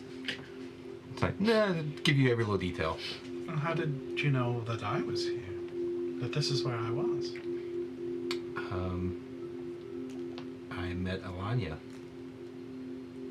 And she gave me this. And he takes it from you and kind of looks at it, and now there is someone that I was not certain I would ever see again. Tell me, is she still telling people that she's 20,000 years old? She did not tell me her age, so I don't know. I watched her look off an ancient dragon, which was impressive. Now it makes a lot more sense. Well, I'm sure that's a story as well. I ask because you would not know it, but she actually has a highly developed sense of humor. Perhaps I enjoy it all the more because so few know about it. Sort of like a little secret we share. But when you're as old and powerful as we are, it seems to some unimaginable that we might laugh often or have a sense of humor. I confess, we have both used that to our own entertainment at times. I was once visited by a powerful king, who truthfully rather annoyed me. I attempted to make a joke with him early on in our conversation and found him to be far too serious. I told him with the utmost gravity that if he wished to achieve the greatness he sought and to become wise, he ought to ponder these words. I said to him, "When the silent river sings, even the stones hold their breath. Even the swallow makes its nest in lavender thickets. For to silver your bow is to spread rust over your feast. And the sun may set upon a shadow, but never upon a whispered truth." He thanked me and went away, reciting these words to his scribe so that he could record it for meditation later. My pupil at the time asked me what the meaning of these words were, and I said, "I have no idea." I was later told he spent the remainder of his life pondering them and claiming to have employed their deep truths in his rule. I admit that it was only much later that I realized I had accidentally made a point. If he were wise, he would have seen through the nonsense of those words, and if he were great, he would have been humble enough to admit he didn't understand. Which was another source of amusement for us. But look at me rambling on. I suppose that comes with age as well. One must also be able to laugh at oneself. I almost forgot the joke. Is that long ago, years used to be measured by a certain number of rotations of the moon, which is a rather silly way to do things, but nevertheless, years used to be much longer than they are now. So, at one point equivalent to maybe about 12 years of your time. So, the joke is, she says 20,000 years old, but who knows when that change happened exactly and how many years it actually represents. So she's trying to make herself sound younger than she is. I hadn't thought about that. I always discover new things from her. She's pretty amazing. Ding for 1,000. I agree. Just the brief time I got to interact with her,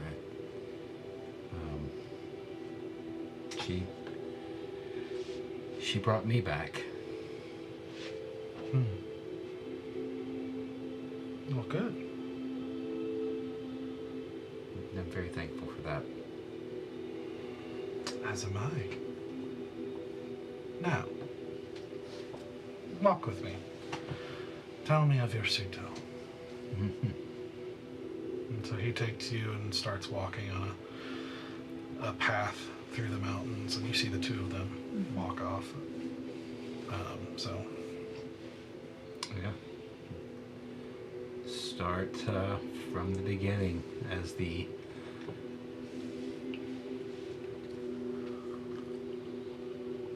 I think I actually start thinking that I'm just giving context, like he probably even needs it, but from when I was a boy and how I grew up, about my sister, about my family, how I came to be in the temple, the monastery. I was probably a little bit more. This will probably be weird for people. A little bit more rambunctious to start off with. Probably a little more of a daredevil. Before the discipline, like before the teachings of discipline kind of took hold and took effect. Talk about vision and how that led me to meet people I now travel with, my family. And the losses that have happened along the way. And I think once I get up to the part of being in Lyrandil, there's a little bit more hesitation of, I guess a little bit of that conversation would go like, we went there to help country in great need. I unexpectedly found my sister, who at this point had been gone, or I had not seen in, I don't know, 10, 15 years. And she was on the side that we were fighting against. And I tried to convince her to see my side. She tried to convince me to see her side. And in order to save my friend, she offered to release him if I went with her. And so I took that deal. And I would do that again.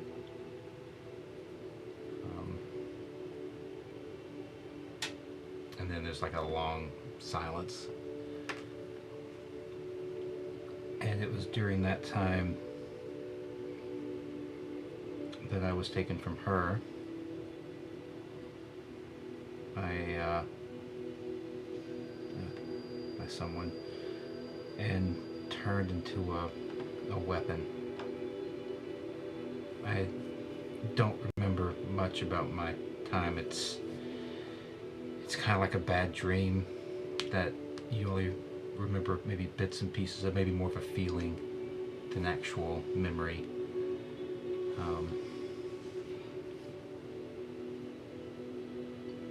But it ripped me at my soul.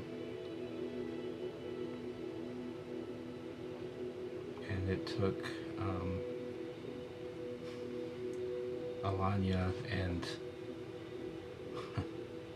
luck to bring me back. Not the same as I was before.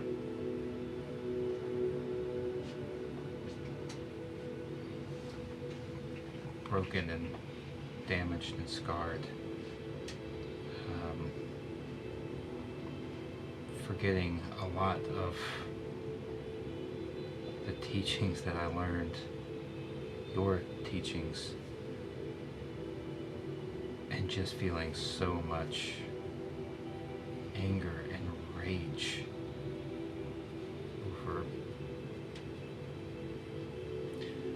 over the gifts that I have been given by my training and having them perverted to use in a way that would really hurt others.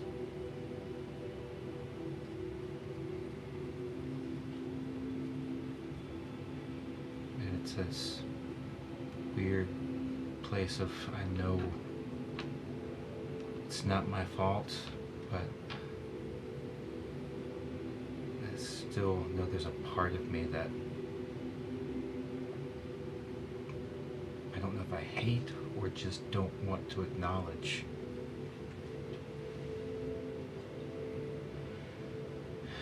that's the part that feels unworthy to be here right now, in your presence, being the one that found you.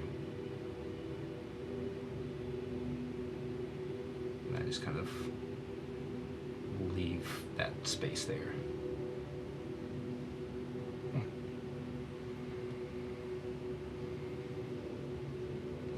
Who says you're unworthy? I think I do. Well, I suppose I'm a little bit offended that you wouldn't ask me.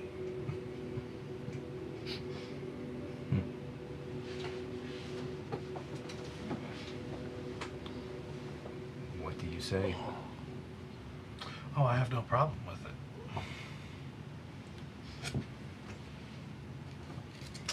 I jest, because it is,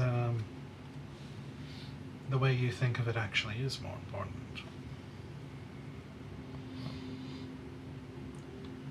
How should I think of it?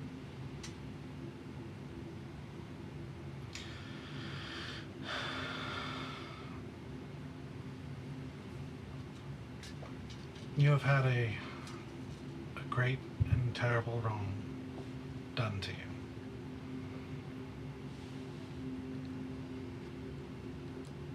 What do you think you should do about it? I don't know. There's definitely a part of me that would love to just run away from it. Never acknowledge it happened. But there's also the part of me that wants to fight that.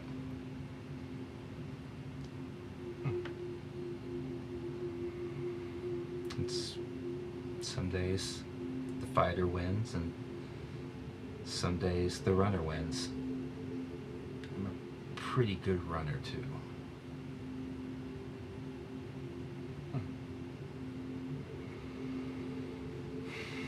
Yet in either case divided. Now what do you do with that? Did you tell him about your time in the rebellion? I would say so, yeah. Like, I would do the whole rebellion thing, and like the moment I get to more like the details around my sister and the monarch and all that stuff. You probably would have gotten a reaction if you tell, like a amused and interested reaction if you tell him you studied under Alcon for a bit. He says, well, my brother Imarax and I have disagreed over much, but some of that disagreement is really over methodology. I think one thing he is right about, although our methods differ, is facing is the only way through it. But I think I take mine a step further. I think neither fighting nor fleeing is precisely right, but certainly not fleeing. A storm can change the land, but new things can grow out of it. And the land continues on in a new form. And even its original form was actually shaped by all the storms and quakes before it. You cannot change the past. You can only acknowledge it. Many fear to acknowledge such a thing, to face it head on, to allow themselves to feel it fully. Out of fear of the feeling, yes, but also out of fear of what they may do. Yet, it is an illusion to think that avoidance is freedom. Pain unfaced really becomes a secret puppet master. You can allow yourself to feel the width and depth of the pain, lest it control you from the shadows. Then, once you have felt it, explored it, and to some degree understood it, then you can challenge yourself. With these new ingredients, what new dish might you cook? This is resolution. This is to become one. This is inner Reshi.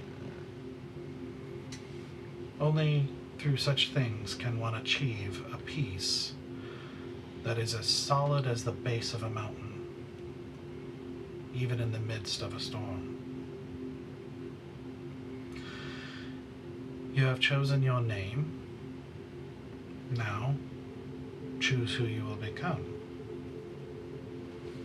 Pupil of the Emerald Dragon, pupil of the Dragon of Shadows, muse of luck, rebel, monarch, brother, friend, lover, fool, wise, eldrin, defender.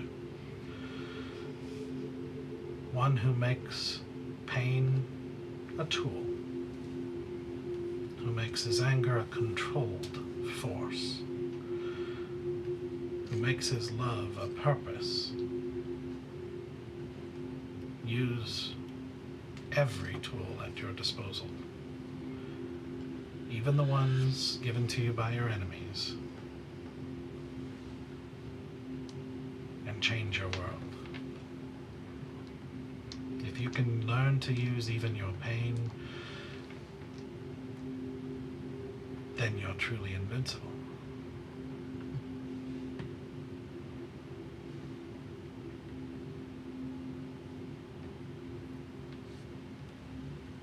Then that's what I'll do.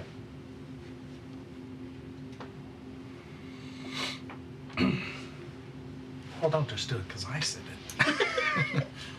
That defeats the point.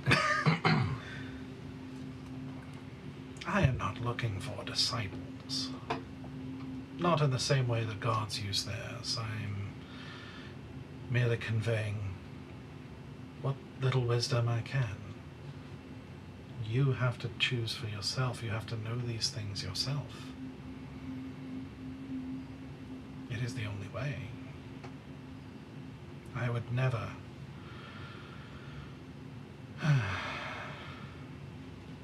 Well, I apologize. I had a moment of distracted thought. I was about to say I would never take from you your freedom, but... You know, in my time here, I've pondered the concept of freedom a lot, being trapped here.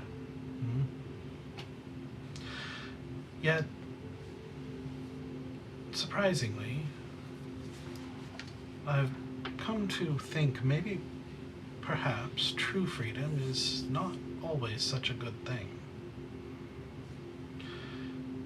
You met some terrible demons along the way, did you not? I assume you described the journey through this, yeah. This demon in the barbed fields that your guide told you about. What a disturbing creature. Yet, not just because of his violence.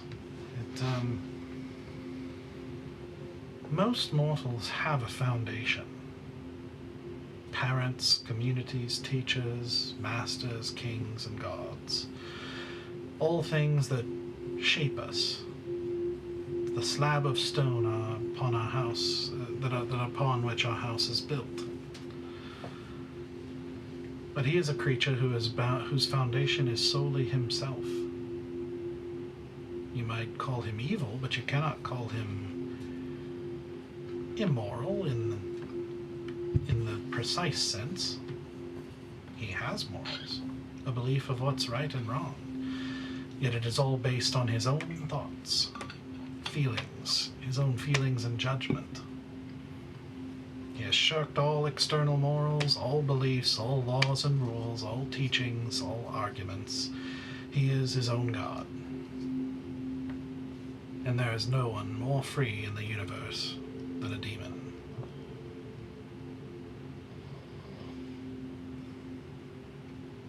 Freedom is not the ultimate goal, but dedication to the right thing.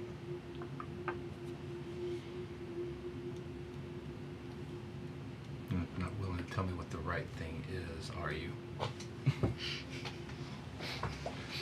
With a little smirk. Well, I can tell you, I give you the tools to get there. The tools to better accomplish it, but that is something only you can determine. Even those who serve gods and kings have to do so of their own volition for it to be true. That is why most good creatures shirk the idea of slavery, even as they use servants and soldiers. The difference is they do so willingly. They make that choice.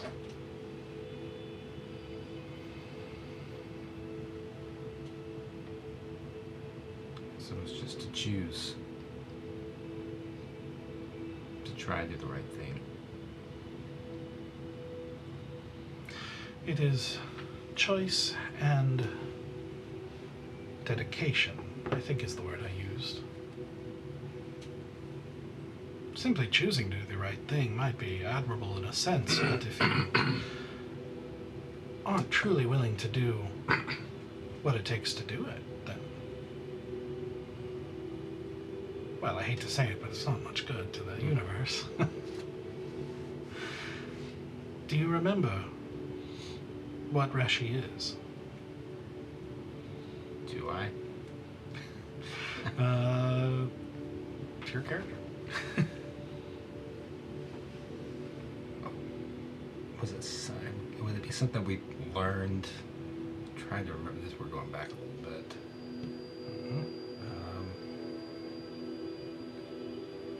So he senses your hesitation and says, Rashi is a ball of clay thrown into a pond. One may add to it, and the larger the ball, the larger and further the ripples in the pond. Some may only cause a gentle lapping upon the edges, while others may cause tidal waves, and some may even displace all the water from the pond itself.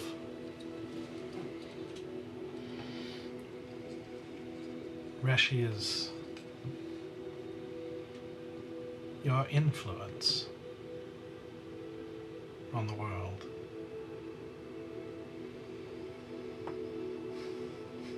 Do you know why my order fights?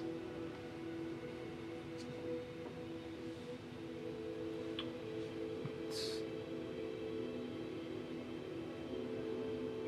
meant to fight for to heal the land, to bring a positive influence where there may not be one. Well, certainly there are many ways to do that.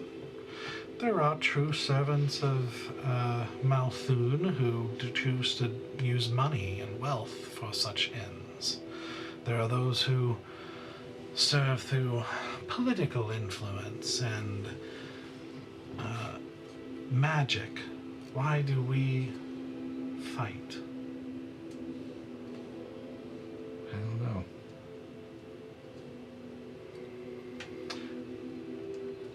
It enables us greater influence, yes. It expands our Reshi, but more than that, there is no better way to improve the physical body than learning how to fight. And the physical body's improvement is an analogy for the work we must do inside. As one learns to punch with force, so one must learn to speak with force. As one learns to balance on a toe or a finger, one must learn how to balance heart and mind. As one learns the precision of a blade, bow, or staff, so one learns how to use reason. As one learns the discipline to do forms, to run, to work the muscles, so one learns how to manage emotions well without deadening them. As one must inevitably lose fights, so one learns how to overcome failure. Mastery of self leads to the mastery of the world around you. If you are weak physically, if your balance is poor, your form unpracticed, you will lose and possibly even hurt your friends or get them killed. If you are weak inside, if you are ruled by emotions or deadened to them, if you are unable to think wisely about a thing, you will know pain, failure, and you will lose those who you care about. We hone our physical form as a way to prepare us to hone our inside, our spirit, our soul.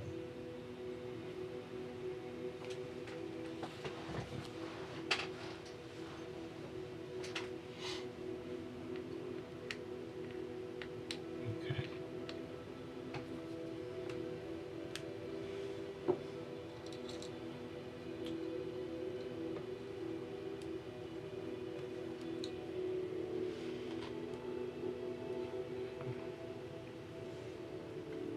I know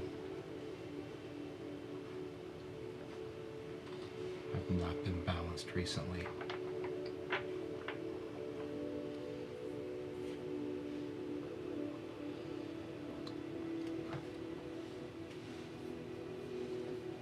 I think I just need to find my balance.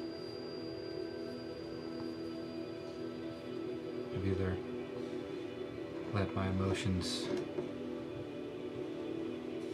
run me, or I've deadened them completely, which has thrown off the strength to step into a situation and have mastery over it, have mastery over the world. I have let the world have mastery over me.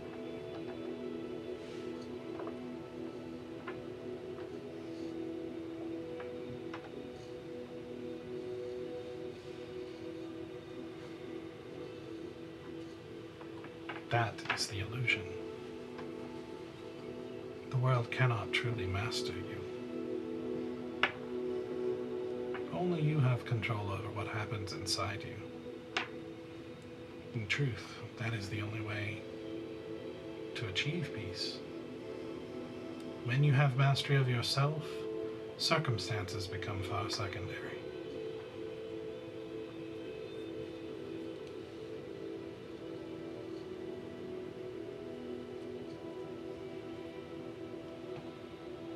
Okay. I don't know how to get there yet, but Of course not. That's part of life. If you were perfect, we'd all be serving you. that's a scary thought.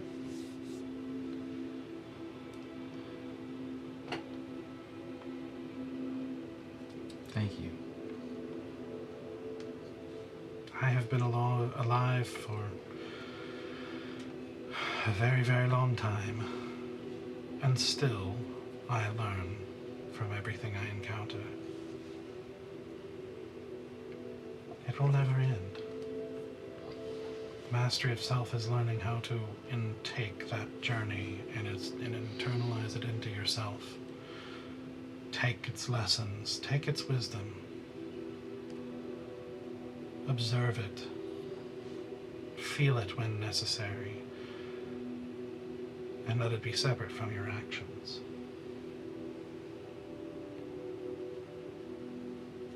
All these things that have happened to you, all your mistakes of your own control or not, it's all just ingredients now. Make something new.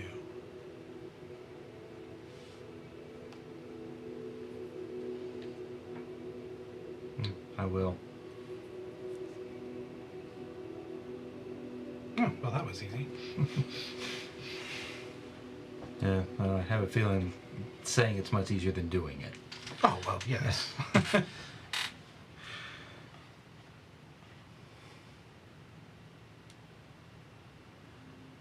glad I found you. Well, me too. Perhaps we can train together with your time here. Nothing would make me happier. Well, I suppose they will be trying to find you housing and whatnot. There have been discussions about that already. They don't really know that that's kind of a way out. Is it? Yeah, that will take us directly back to Alanya. Really? Mm-hmm. He kind of looks at it more closely now, and he sort of runs a finger over the edge of the frame of the mirror, and I see. She says she's been trying to get here for a very long time, to get you out. Even for me, 1,000 years is a long time. At least when separated from your love.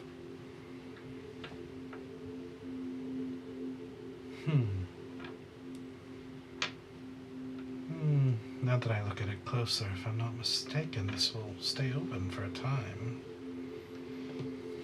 Well, I suppose this changes much.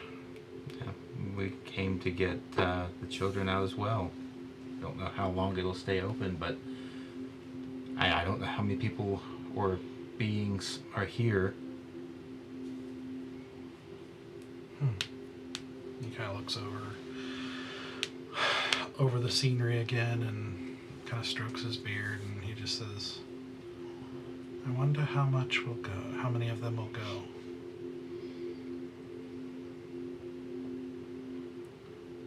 I'd imagine some will stay. I imagine so. It's, there are some, you see, who have come to believe that, and rightfully so, this place is a miracle.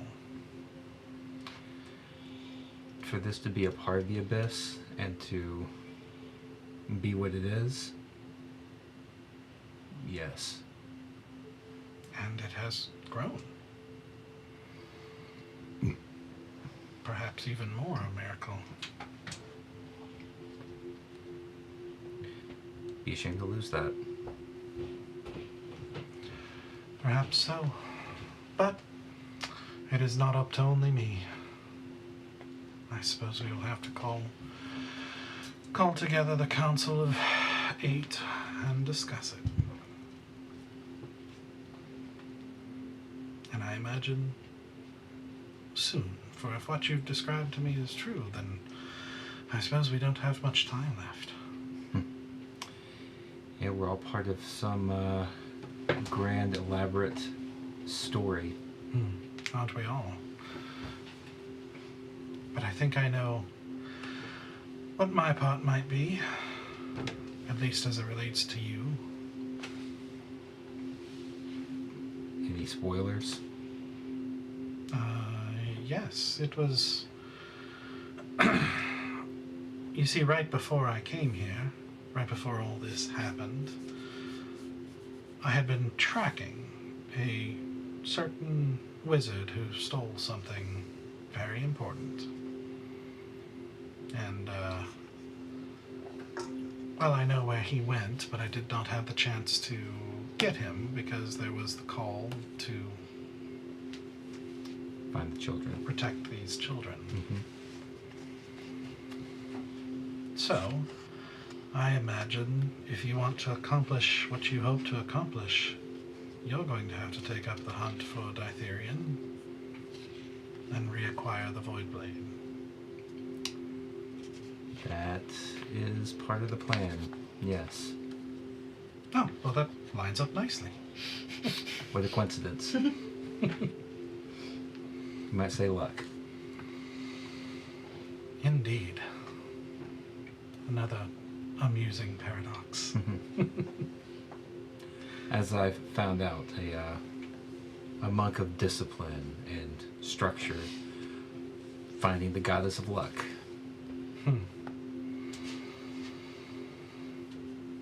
I like it. It's been a nice change of pace. Well, she has good taste.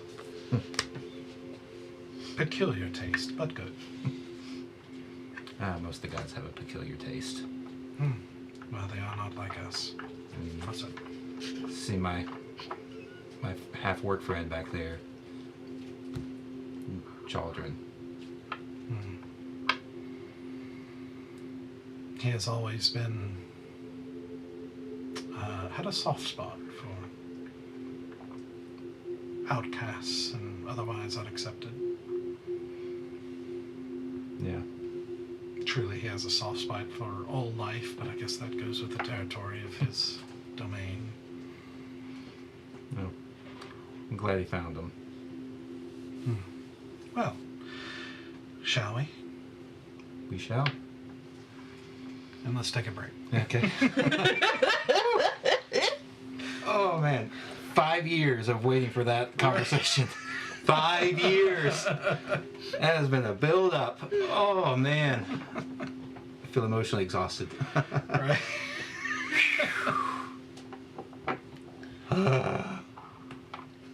Yeah, that was awesome. Misfit and undesirable. Everybody loves me. That's why. Not due to my doing, but everybody loves me. Just let me love you. Okay. Well, then let's take about a 10-minute break, and we'll come back.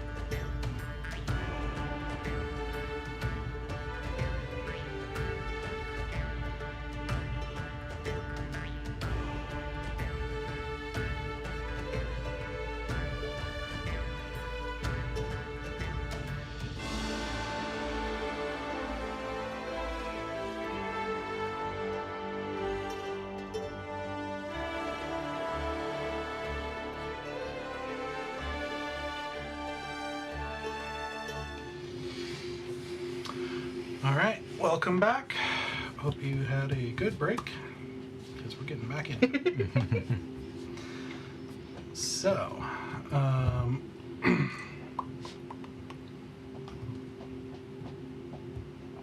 so as this is happening, is there anything you guys are wanting to accomplish? Blindness and Yeah, I mean, I'm just blind, so no. I just like, is there like a bench or anything that I can just kind of like put him near so like if he needs to sit down he can? no. There's some Okay. steps. I just basically put you at like the top step and I'm like, here's the top step. If you want to sit down you can. And I just kind of like wander around and kind of like look at the area and things like that. But I do actually go over to Tobo. I have a question for you. Oh, well, I have an answer. If it's I the won't right. vouch if it's right or not. But Yeah, that's what I figured. Do you know much about what a deva is? I mean, a little bit. What do you know about what devas are?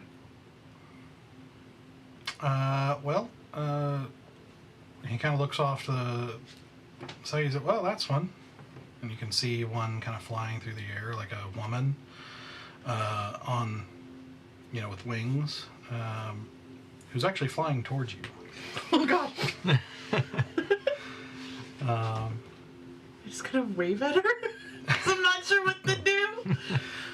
Yep, she flies directly to you, like up to this platform, and then like with a swoop, like lands gracefully, and she looks like this. Oh, she's so pretty! I'm just like, oh god. Boyfriend. Greetings. Hello? You're one of the new people? Yes, just arrived. Good. Erdan bid me find you. Oh? I am to inquire after your family. Which ones? Your bloodline. Oh, I am the child of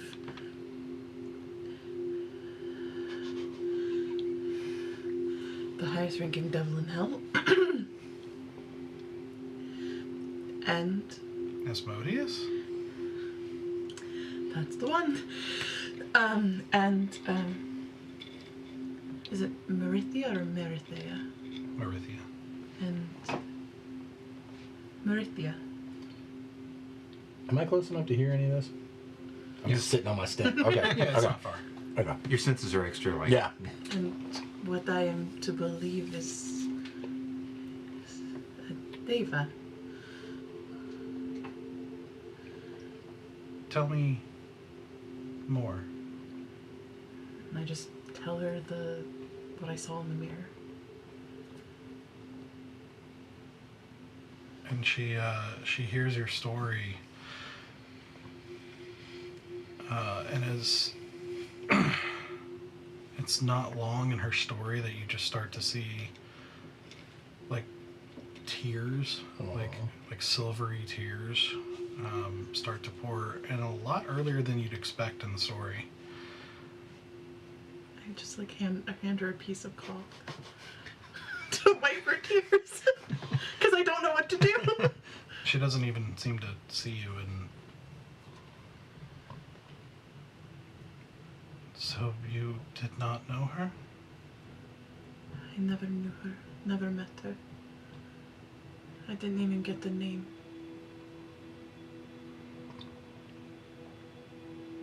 I see.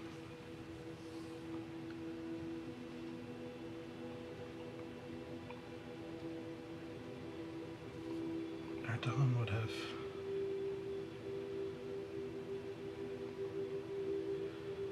I'm sorry. Why? I had a daughter named Marithia.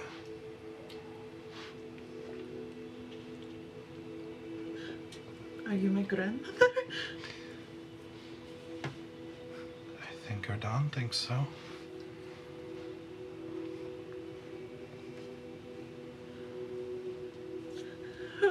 Okay. I'm not sure what I'm supposed to do with that information. I'm very overwhelmed.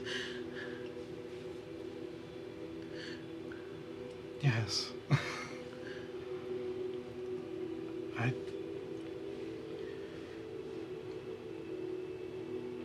I'm sorry, this is much terrible news for my daughter.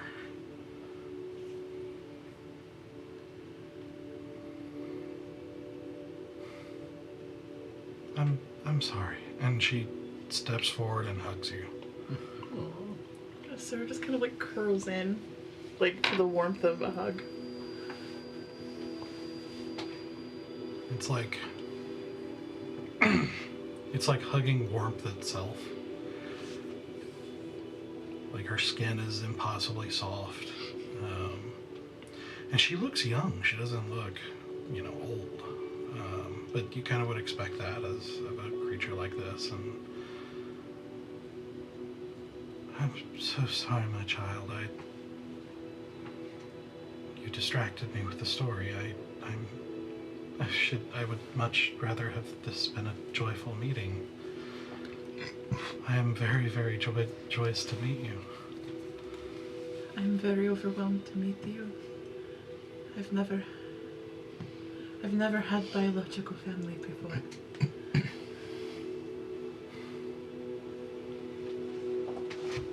Well, perhaps it's better to say you did, but did not know it. But it was always there. So I am learning. As am I, now that I know. The names I were gifted were Sorabopula. It's beautiful. Yes, Sur is an ancient devil of some sort.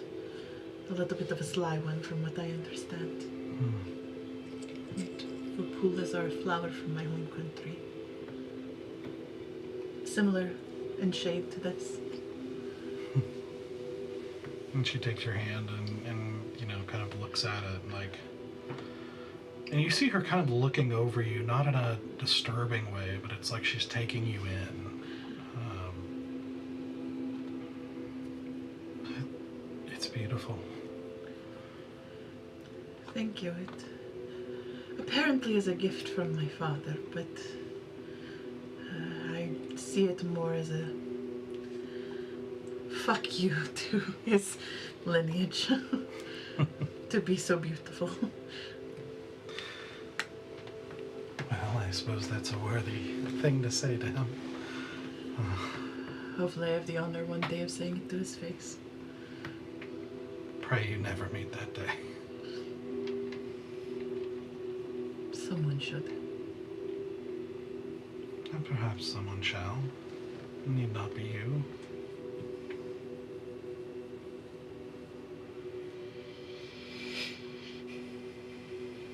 She could still be there,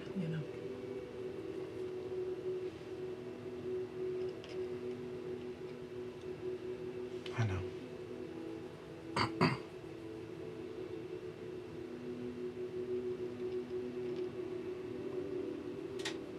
For all his evil, he does not waste. No. But he brutalizes. Yes.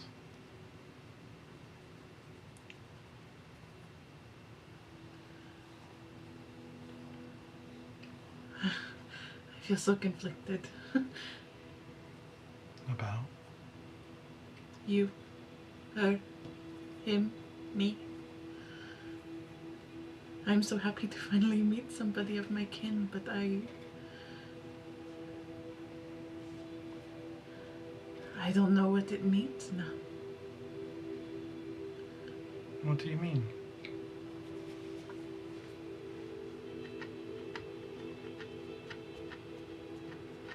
Your daughter sacrificed everything for me, and I can't even say what she sounded like.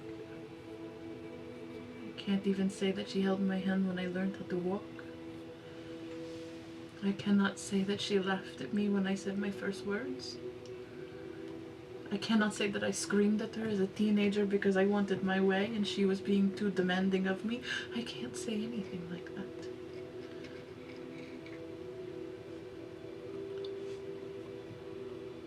I don't know if I'm like her, if I look like her, if I sound like her, if I have the same spunk as her.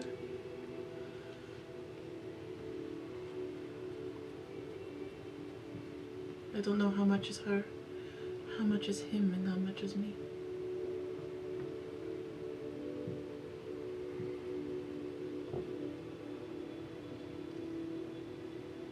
I do not know.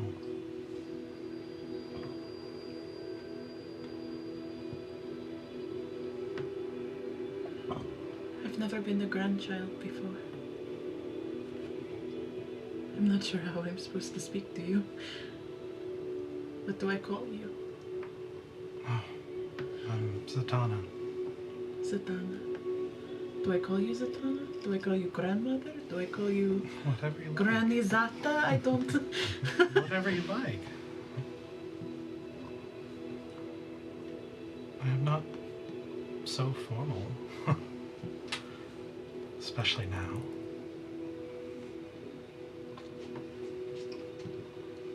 I wish I could tell you more about your mother, but I was separated when she was young.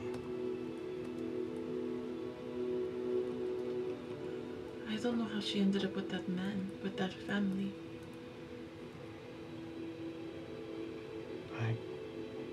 Or why she was with them at all. Or who that child was. I do not know. I was, like I said, I was separated, you see. Well, shall I tell you? Everything. Well, I am a plane striker. I am sent on missions to other planes for various reasons. Normally it is for grave threats, but this time I was sent to answer a boon granted to a brave but weak party of warriors in a small town in eastern Bloodpool. And I was to hunt a demon that was summoned by a cult who dwelt just across the border in Daonia. With his help, the demon's help, the cult had been raiding villages in Bloodpool and slaughtering the border guards stationed in every town. The town had also summoned mercenaries to help them, but they had recently been raided and were robbed of most of what they had of value, and so the mercenaries left. Except for one, a wandering mercenary named Galleon, who agreed to help for the promise of cherries from their orchard the following spring. It was such a curious thing. He clearly did not do it out of need. He, nor as a mercenary should he have had any reason to help them. Yet he insisted that he had a love of cherries. I saw then what he had seen more quickly, that the village leaders were proud and honorable. They would not accept help without proper payment. So he contrived a payment to help them save face. He was complicated. Well, after such a display, I could not deny his help and make vain his generosity. So together we set out and hunted down the demon. In the course of battle, I was disarmed of my sword, my celestial nature, and I had been forced to Well, and when I was disarmed, he, a much weaker being compared to a Deva, did not hesitate to jump in front of me while I recovered another dropped weapon from a dead cultist. And with that stolen weapon, I finally struck down the demon. And only then did I realize my mistake. The demon was a particular kind, known as a Rakshasa.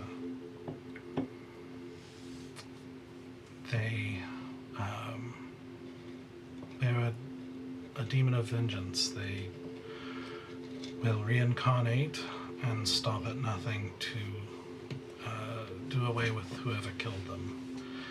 And they will reincarnate and continue relentlessly for as long as it takes.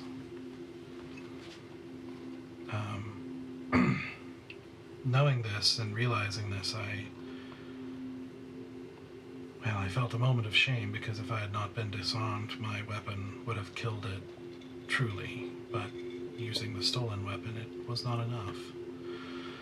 So I felt a responsibility to stay, lest the Rakshasa take out his wrath on the village for not being able to find me. As if it cannot find the subject of its vengeance, it will take it out on anything else related to them. So, the two of us departed, and we began to seek knowledge that might help us locate the demon's lair in the abyss, and so that we might kill it there and be done with it. But we never could. And it sought me out more than once since then, and we narrowly succeeded. For years we went on like that, seeking knowledge we could not find, and fighting off the Rakshasa's periodic attacks. I grew to know him. He had such potential, a true heart under layers of pain and scars of the heart. As you might say, I fell for him, and he for me. So that is the name of my grandfather. Yes. I had not thought such a thing possible. It is as they say, your plane is truly the one that changes all others. Well, we married. Then, and eventually we had a daughter who we named Marithia, which means in darkness, light. But the Rakshasa would never stop. And when Marithia was still little, the Rakshasa, who had been getting cleverer in his attempts, finally struck me down. I was returned to Celestia. Our kind can eventually reform if killed in the material plane, but it takes time, years in your time. And I was not allowed to leave again until I recovered. And when I was finally allowed to leave, I was granted permission to seek my husband and child out. And I returned to the site of the attack and determined that they had survived and fled, but by then it had been a long, long time. Still, I looked for years more, but was never able to find them. Finally, eventually, I was summoned back to return to my duties. They had discovered a new route through the abyss and would attempt another rescue mission here. We suffered much loss on the way here, so that the survivors who arrived no longer possess the strength of numbers to escape again. And I do not know what became of them after that. And now I know more.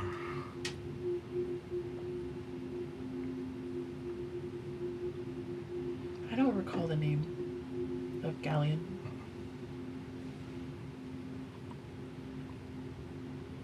long has it been now? I don't know. We are not very good with time, the way you see it.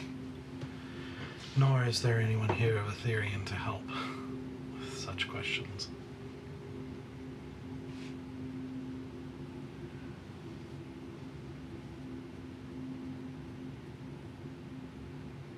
But My mother does not live in human time, does she?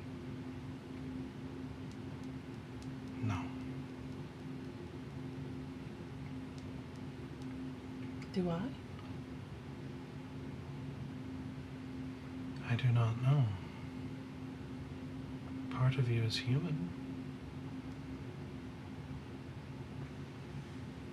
But I suppose 3/4 of you is not.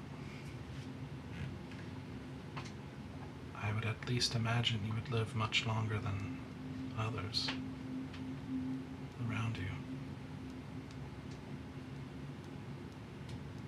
But I do not know. Hmm. It is a very unusual crossing. Yes. But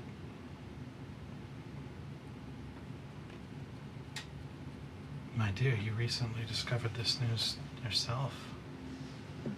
What this news must have meant to you. How do you fare? I am in conflict. I have not been the best person. Not always making the best decisions. I've done things. I've been forced to do terrible things. I'm trying to do good things, whatever that means.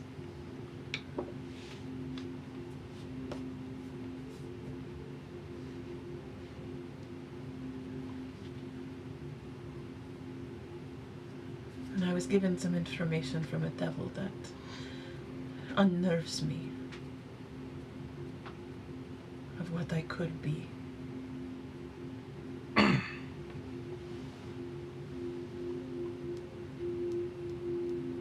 And worse still, I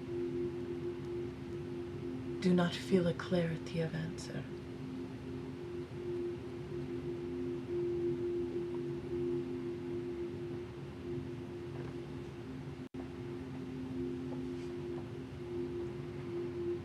Well, you cannot trust a devil in his word fully. I trust his desire. I see. For at least that I know he is telling the truth. Well, I do not doubt that you have great potential. But I believe that to be true of your kind. It's one of the beauty of mortals, is so much potential.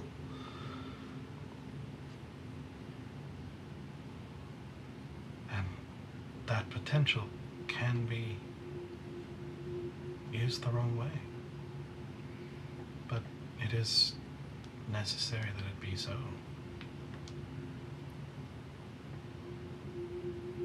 I think I'm scared of that potential.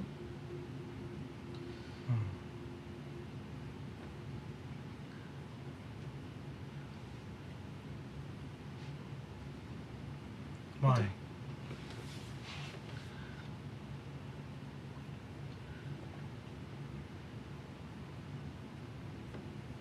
The shadow that protected me, my mother's shadow, well, her gift to me,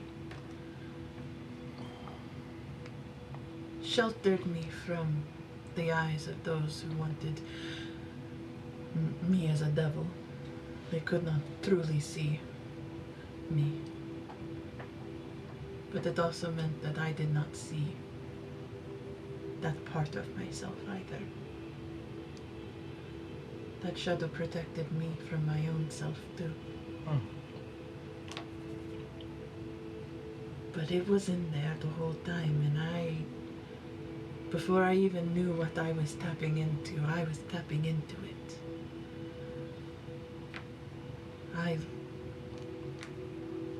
love watching people suffer when I am the one doing it. And I saw that expression on my father's face when I looked in that mirror, and I saw myself in that moment. And it was terrifying, because I think that is the closest to him I've ever been.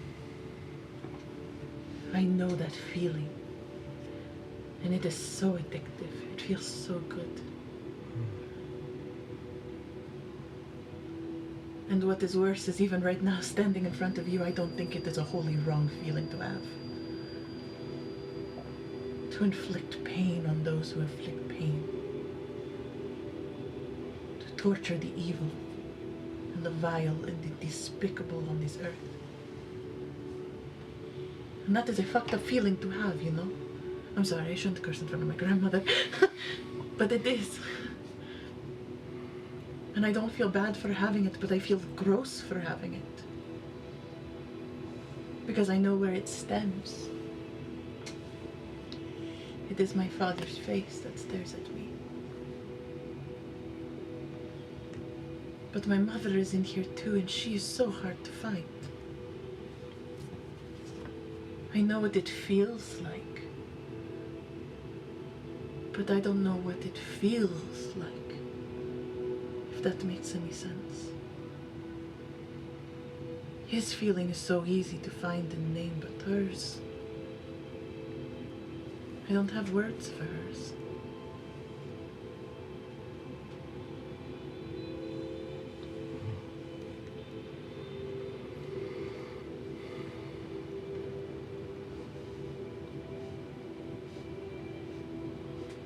The closest I ever got to feeling it, and I look over at Stoic, is when he used to put his hands on me. Not like that. When he used to heal me.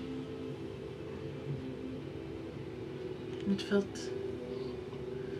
Love is the only word I know. It's not the right word. It's not a big enough word. In my small vocabulary, it is the closest I get. But it's hard to find in here.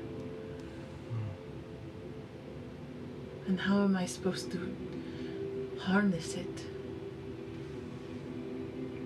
If it is constantly escaping me, like it lives right in the corner of my eyes. I look and it's gone. Always at the peripheral.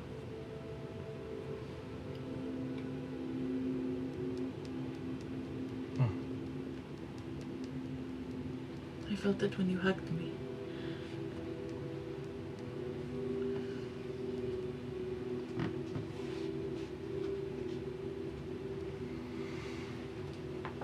I see now that perhaps your problem is not power. After all,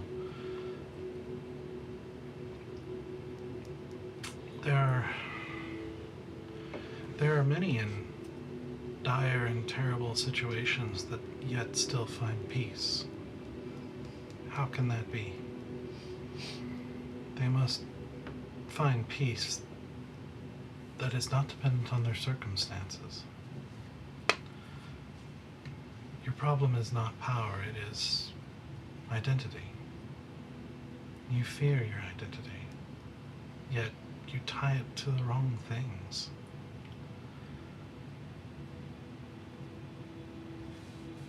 But who you are is what leads to peace.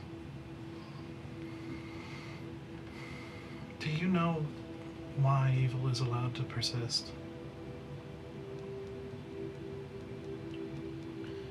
No, but I imagine the answer is stupid. In its simplicity, I mean. Perhaps. Many have asked that question. Very few have not. Why would the twins create such a universe? Why would the one without shadows not create a new one or not fix, quote unquote, this one?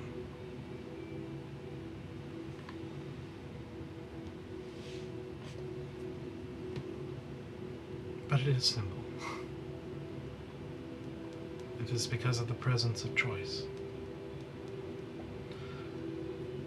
One may enslave you through strength and manipulation, or control you with magic for a time. But the truest, deepest questions about who you are, those are always yours. No amount of evil can prevent that at its core. Be it the mother of demons, or Asmodeus, or any other evil in this universe. It's a truth deeper than evil. It is the ultimate gift given to all creatures in the universe. It's freedom within. Sounds a lot like Gresham. Then he must be good. I like him. Your blood is only physical or magical or what have you. They are parts of you. But none of those things determine who you are. That is always your choice.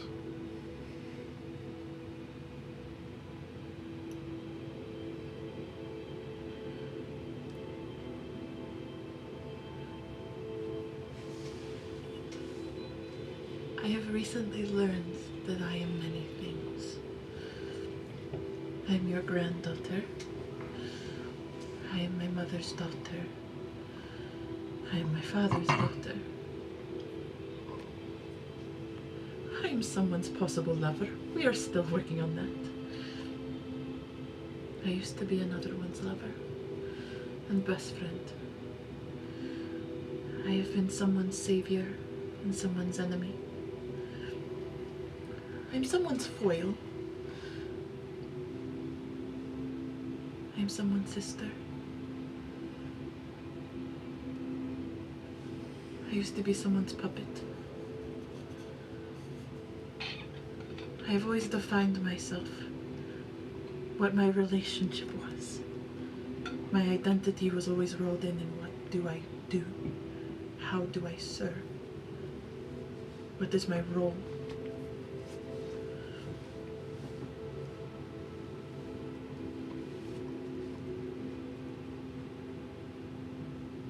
But I am mine. I belong to me. I am a servant of Bula.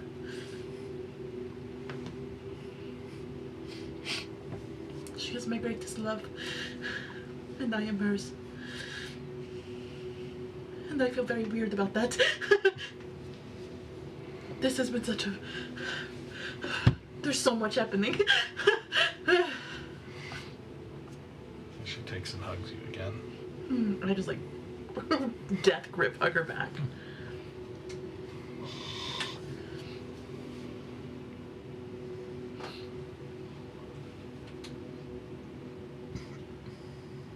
My child, you will always face temptations.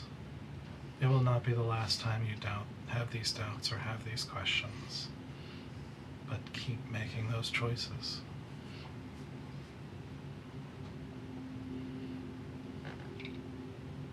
Just as you all already have been.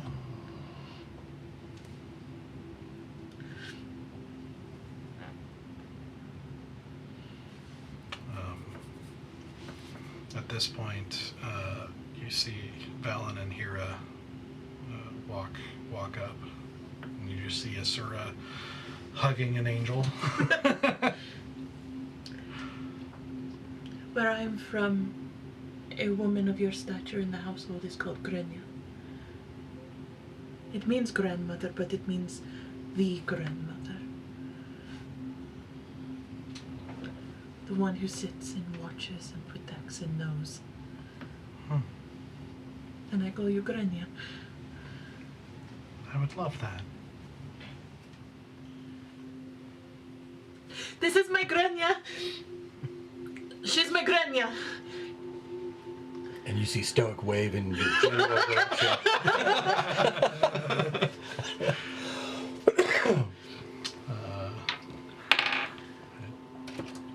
Forgot my dice tray. Do you want a dice tray? No, I'm good.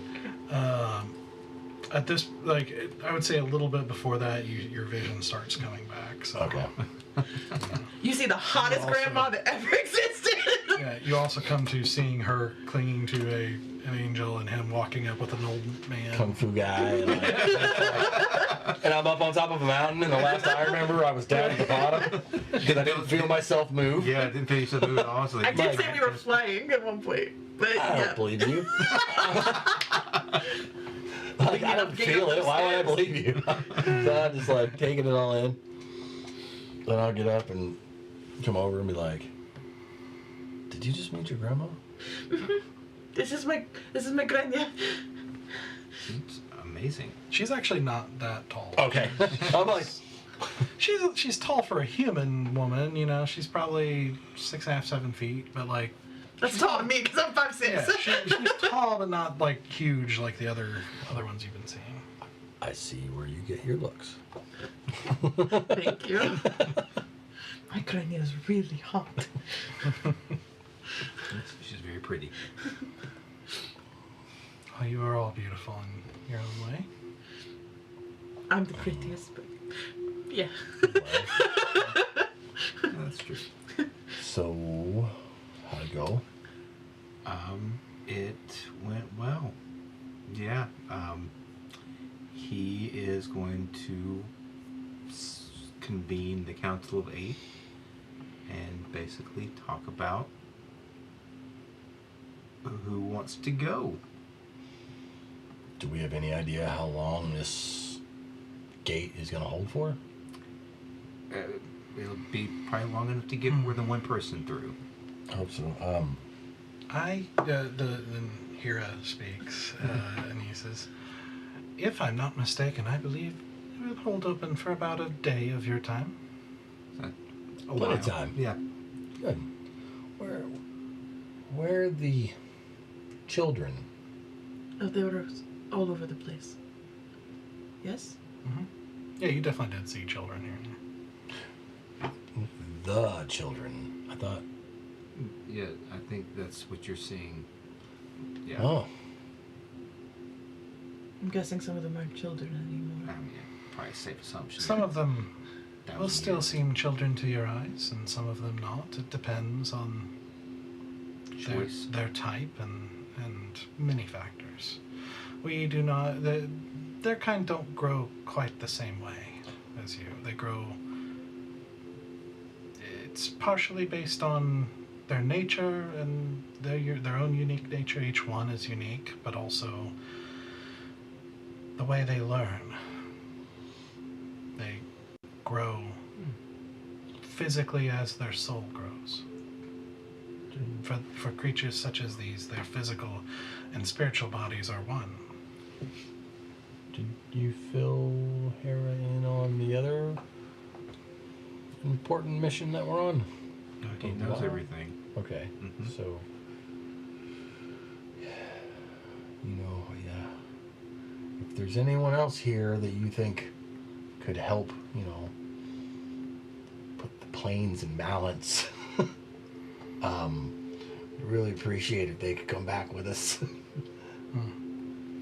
I imagine there will be much to do upon our Yeah. return. Yeah, because the veil is getting a little thin, and things aren't going so well back home. Drill is really trying his best. Yeah. I imagine so. We found the world spider. She's been helping a lot now. Oh yes, the Found bundle. her. Was she lost? yes. She was. Then it is much more dire than I suspected. Yep. Oh yes. Shit's wild out there. And yet rather annoying that none of that thinness between layers touched us. Well, I mean, you can come get all the touches you want when you come back, because we could definitely use the help. Well, Shall we? I'm like holding on to my grandmother's hand. Yes, I'm really more like this. I really am quite short compared to her. She's like 7 feet tall. Yeah. Well, she said that she was kind of more closer than normal, right? Yeah, but I'm 5'6". Oh, yeah. Yeah. You see, So- she's still 6 to 7 feet. With a shimmer of emerald light, you see him take his dragon form again. Shit, Rod. And you feel all of yourselves, except for you, who, you're holding Zatanna's hand, but you two feel the light kind of surround you and feel yourself lifted off again. Not quite the same way as the other being, but it's more like a telekinesis type of power. But you feel yourself lifted off, and it swoops down, kind of weaving in and out through the valleys and everything as you fly with him. And Zatanna takes your hand and fly. And you I basically get feel to fly yourself with my lift grandma. She feels a death grip on her hand. No, you actually feel kind of weightless almost. Like Yeah, she still feels a death grip on her hand. I'm not a fan of flying. It's gotten better, but I'm still not great about it. She just smiles. And you, as you fly back towards the city that you had walked through, at one of the peaks back behind the city, there's some new thing. Oh, God. You see on one of the peaks there, this. Okay. The fuck is that? All the weird shit we've seen, I'm just like, You're just happy to see you again. yeah. I straight up asked my grandma, the fuck is that? I don't know. I suppose we should find out. Oh. Okay. So, you guys are flown back to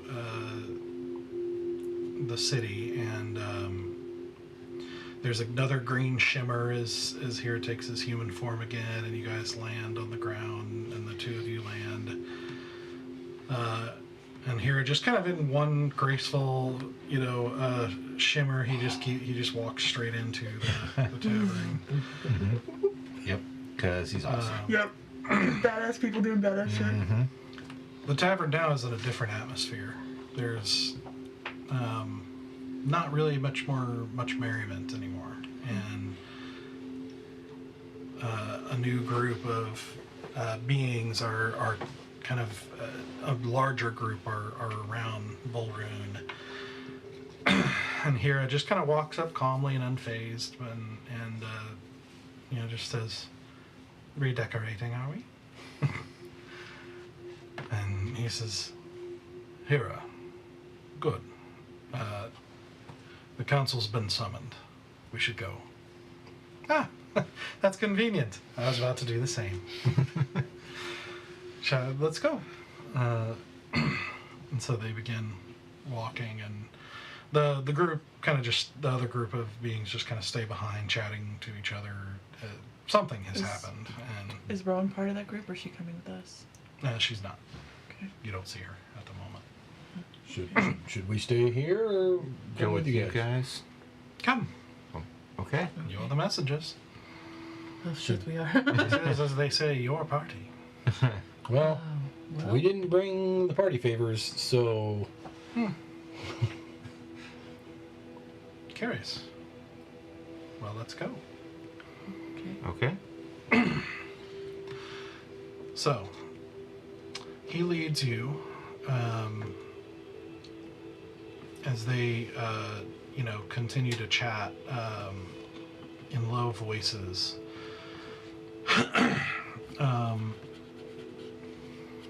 They lead you to walk through the city off to another direction, and eventually it widens out. You cross a bridge into an area that's really just a large stone circle, overlooking the mountain ranges. And you can see a number of beings either gathered or gathering. You see, let me get my stuff out of the way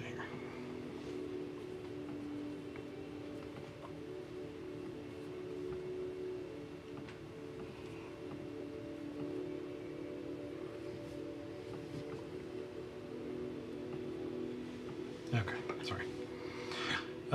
You see a tall, kind of fey elven woman with a dress seemingly made out of frost.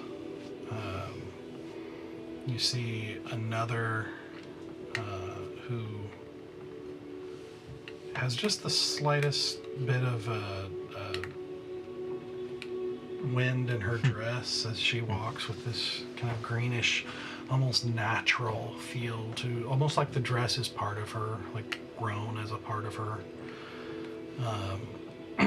You see another one, perched, almost like if there was such a thing as a phoenix made of cloud, that's what you feel like you're looking at. It's not entirely feathers, it's something else. You see also a Pegasus of sorts, but almost seemingly made out of magic.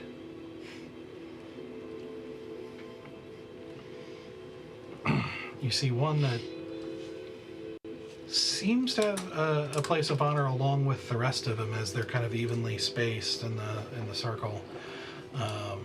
One is on kind of a small round stone pedestal wrapped in a sheet of some sort, and very small.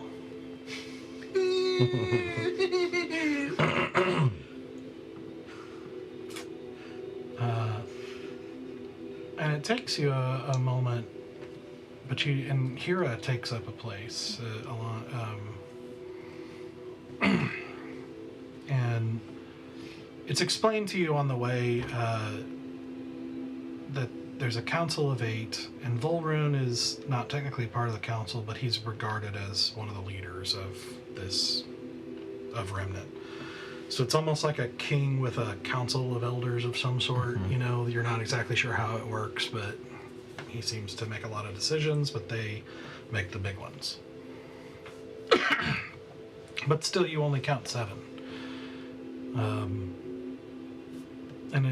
As you look around, Zatanna might notice you counting, or notice you looking, and she kind of smiles and points up, and you can see forming in the air above you and huge, one of the strangest creatures you have ever seen. A giant floating crab? It is constantly shifting its patterns and shape, almost like there's no physical part of it, really. It's alien and weird and, just very, very unusual. I literally just wrote geometry crab.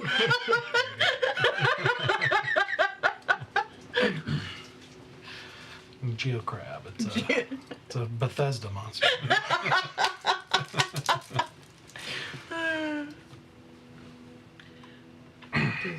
Some crazy ass shit. Sorry, Grandmother, Grania, I curse quite a lot. I apologize. It's all right. So Hira says, well, I think that's all of us. Would you like to? Okay. Stand up and walk wherever I'm assuming I need to. We've come with a way out of the abyss for as many who would like to go, and present the. Is it a mirror? Or I thought it was a shard. Is it a mirror? Mirror. Okay, yeah, that's right. The shard is what she used to. Got it. Yep. This will allow us to leave. And Hira says, "It's a gift from my partner, my mate." And you see a couple of them look at each other and don't seem to say anything at first. Then the small creature speaks up and says, "We've heard this before. Schemes and concoctions. How do we know this is real? How do we know this can penetrate Mother's power? She's blocked much." She's a little distracted right now. We have heard something unusual is going on out there. She's fighting the Prince of Nowhere. That gets some reaction Pretty from well. from the gathered. The Pegasus speaks up and says, "I had thought him you defeated." Well, he was. But he was more trapped than defeated. And we knew that we kind of needed something pretty special to distract Mother. And the woman with the frost dress says, "So you released him?" Yes, we did. But in doing that, we have definitely distracted Mother, if not considerably reduced her current power, while also bringing those who wish a way out. We don't have any reason to doubt Alanya.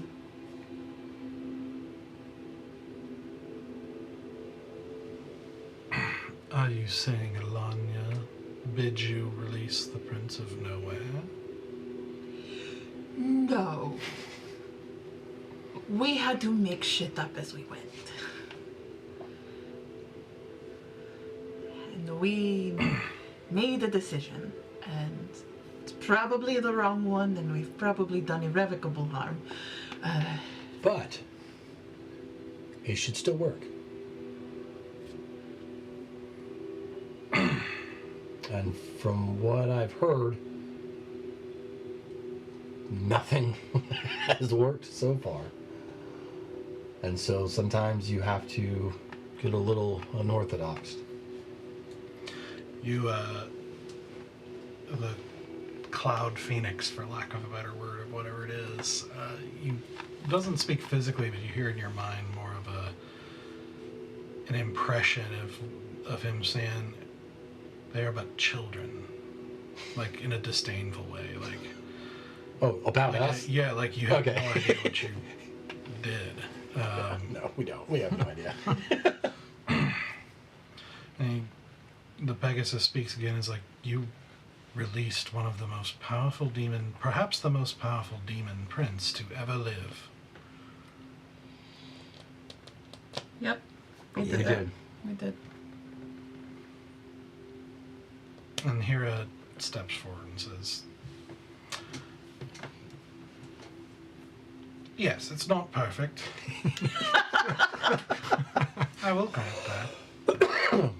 I would bid thee to keep in mind that there are other factors mitigating the necessity for such drastic measures." Thank you.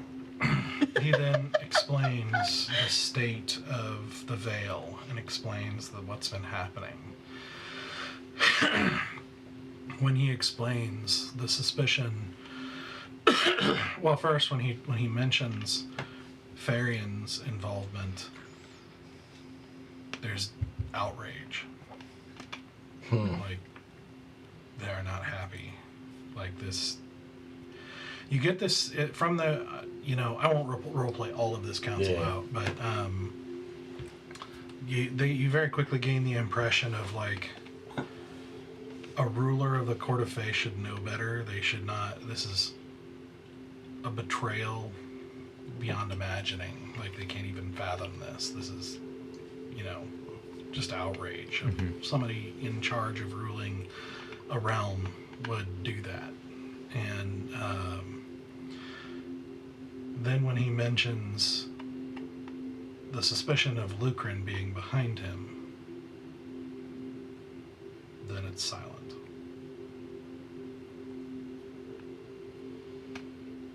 There's a lot of denial at first, that surely he can't have escaped his banishment. Surely he would not be able to escape and return to the universe. Like, surely. And, like, then it's explained there is one thing that could pierce the veil enough to allow for that over time, which is the Void Blade. And then he explains how Dithurion stole it. Went poking through the universe, basically, and found the Lucrin and the Fire Lords. And that he firmly believes that's what's happening. That Lucrin, part of Lucrin's, a tiny bit of him, of his influence has leaked into this universe and seeks to widen it enough to seeks a way to return, and that everyone here would know what that means.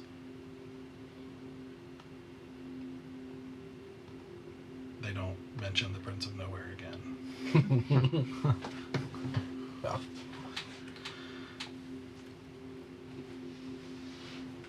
They then discuss at length the prospect of leaving, which is not as simple as, oh, let's go. There are many here who have come to believe over time that Remnant is almost like a medicine, like a cancer of the cancer, like a reverse cancer.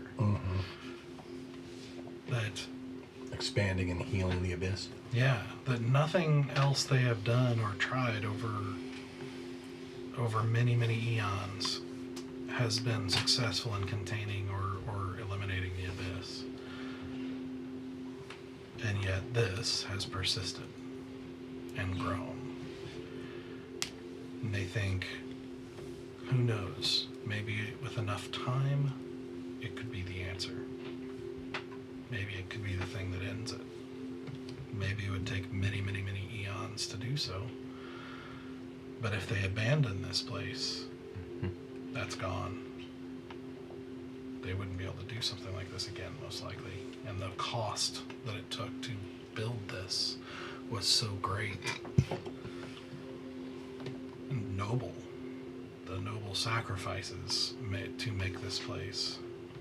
They would never have a chance like this again. And so, you don't know how much time, but messengers are sent, word spreads, you get the impression not just physically, there's who knows what strange communication these strange beings have, but word spreads throughout Remnant. During that time, I'm not gonna roleplay it, but I'm gonna message Asterion, or not Asterion, sorry, Endurial, and let him know that we've made it. We've made contact. We're getting ready to come back with a shit ton of possible, extremely strange and exotic entities, so that he has time to prep. Just, I want to make sure that I communicate that before we get too far. He is very happy about that. Okay. Longs to speak with Hera again. and so that's the best news he's gotten in many years. That's what I figured. That's like, we don't have to role play it, but I just want to make sure he's aware because I don't want to pop this portal and just like. So after word is sent, the council continues to talk, and they say that it's for the first time, the prospect of a long-term occupation, even if a number of them leave, is now possible.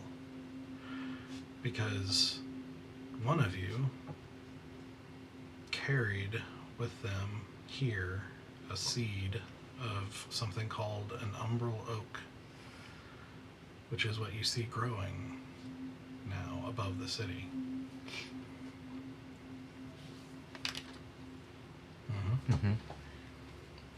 So this was Rowan's mission. The umbral oak is explained to be a beyond rare tree of the soul shade that takes over 2,000 years to grow to a point of maturity to be able to reproduce. So seeds are exceedingly rare and precious, and usually come in pairs. And when two of them are planted, they are connected across any plane or separation. Tree tunnel. She's made a tree tunnel. Uh-huh. Creates a stable hole in the universe. That's pretty slick. Which they could then use to resupply, reinforce, come and go through the soul shade, and possibly make this a long-term planned occupation. Wow. That's wild. I want to talk to her. It's killing me that she wasn't able to join us tonight.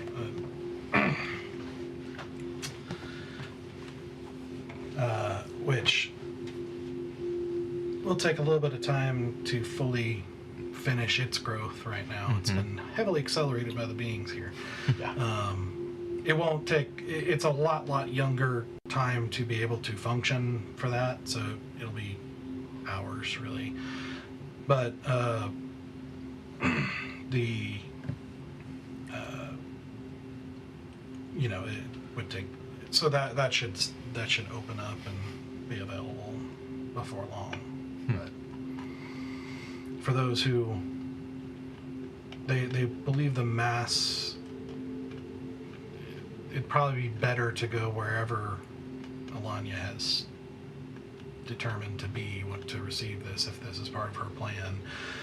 So they figure probably best to send these, whoever wants to go now, With us. yeah, through the And then mirror. anybody who wants to establish the more permanent Yep. Trade stronghold, routes. yeah, the trade route, can do that as the tree matures. Yep. Oh, that's insane. It's a big change. Yeah, it's a pretty big deal. No kidding. So, if you, at some point, if you desire to, you can go, like, they basically tell you Rowan is at the base of that tree. So you can go fetch her, go talk to her. And you find her talking to, hold on, I just lost the thing, I gotta find it again here. Oh yeah, because there was a certain person she wanted to meet too. Was she had a specific person? I thought so. She kept a lot of things close to the chest. She did, but I think I remember her mentioning that.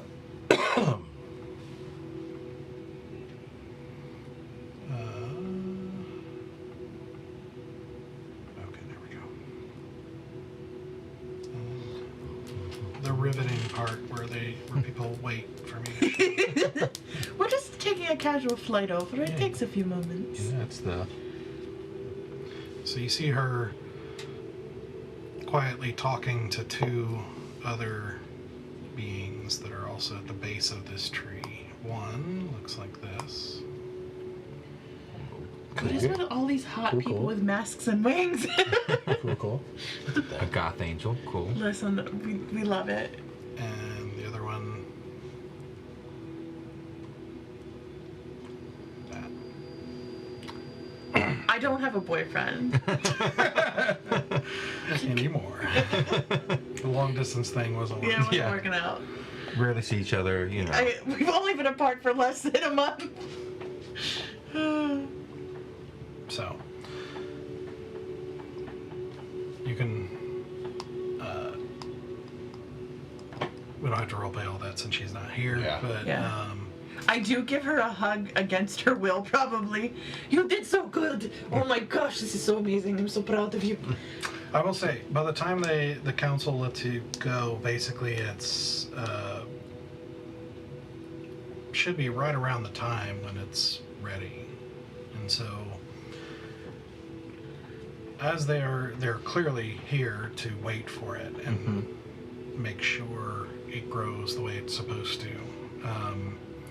As you get the impression they are probably linked to the Soul Shade in some form. They do. They oversee its growth, and it's not long after you approach that you see, kind of at the base, you see a prick of light that expands slowly, and it's like it looks like a black hole, basically, with like kind of almost like a distortion, with golden light kind of flowing around it, in this tree, it's almost like the light of the tree is moving out of the way of this hole. But eventually it grows to good size and then stops. And then after a minute, and they check and confirm that it seems to have worked, something comes through it. Something you have seen once before. What?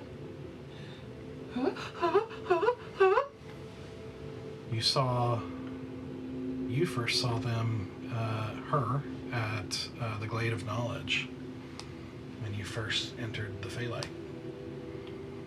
Oh, it's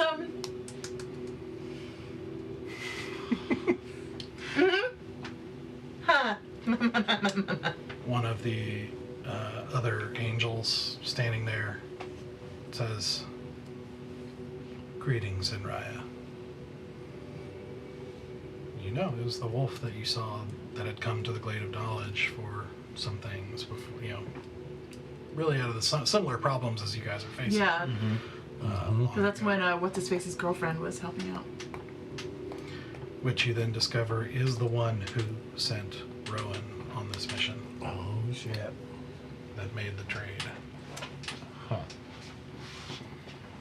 It is very good to see you again. What strange fate that we would meet again here. You have traveled long. So have you? Not as long, I think. Yeah, we gave him the shortcut. Well, Shorter cut, yeah. we're glad that we met up with your companion. I am glad she is as competent as she seemed. Very much so. Saved their necks more times than once. It is good. This is change. This is big change. Huge. You will pardon me, I have much to speak of. Oh, yeah, of course. With that, she leaves with the other two to go to the council and talk. So, as they prepare, which they will leave before too long here, and open the mirror, is there anything else you want to accomplish? Is there a store here? So, in conversation, you ask around, and they freely offer, like, if you want food or water or... Yeah, I know, but like, this just seems like the kind of place where you find like legendary armor and weapons. So I'm like, just saying. I just want a mild loot. Or ultimate healing potions, you know, just Yeah, I mean, you know. drink it and it just heals you back up to full health. Yeah. Can we get some of that pond to go? Y'all So- can do that. I want to go have tea with my grandmother. You do that. I make her some of my tea. Sure. They basically communicate that it's, in a very polite, roundabout way, that they are in a constant state of war, so everything of value to most things are employed in that direction, and they honestly don't have as much as you would think. That's because fair. I just thought I'd ask. They have been in a war for 1,000 years with Sure. the worst of the universe in the back door of the Mother of Demons. So it's I get it. it's like the most gentle of like putting you in your place. Sure. I'm fine with that. I'm fine with that. I Just as a reminder. Hey, man. Right, you know. Thought I'd ask. Doesn't hurt. Absolutely. Nor does there seem to be that. There is a concept of trade, but it's like, seems like most people are generous here. And they Yeah, I have didn't think magic there'd be a store. They have but- magic for necessities, so it's Yeah. like that kind of thing is just That's fine. not. Yeah. That's all I got then. Yeah, I have some tea and some snacks with my grandmother. And all we just kind of talk about like mundane things of like, what is it, what do you like? What's your favorite color? Like really like truly the most ridiculous random conversation to try to just like better understand each other a little bit. But as the tea starts to cool, I do ask her, so are you staying or coming with us?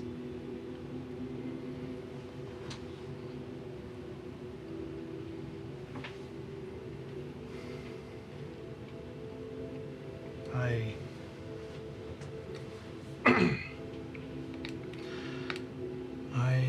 am a warrior.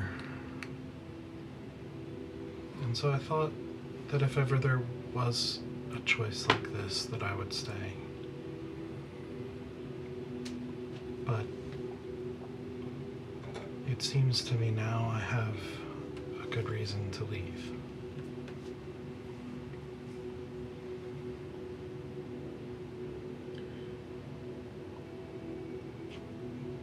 I feel selfish asking this, but I would want you to come with me. Even if we still had to part. I know I still have much to do left on my missions, I guess. I have become a warrior of sorts as well. As will I. But if I leave, I can see you again. I would like that so very much. I would too. And that is why I think I shall. Okay. Although, how would we stay in contact? My contact is all very whispers in the dark and letters exchanged. I am not a great purveyor of magic to speak beyond.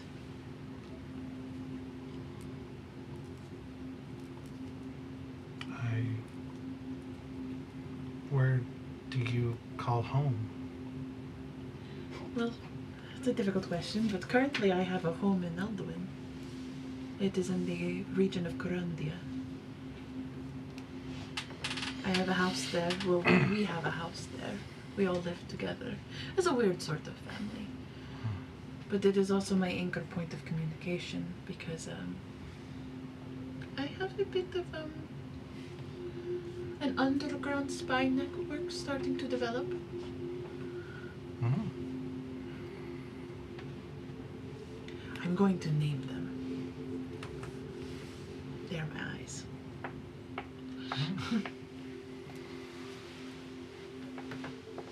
Still early development. The servants of Mask would approve. Oh god. That fucker stole money from me when I was in the Feywild once. Also, some of his people are freaky as fuck. Well, Sorry, I keep cursing in front of you.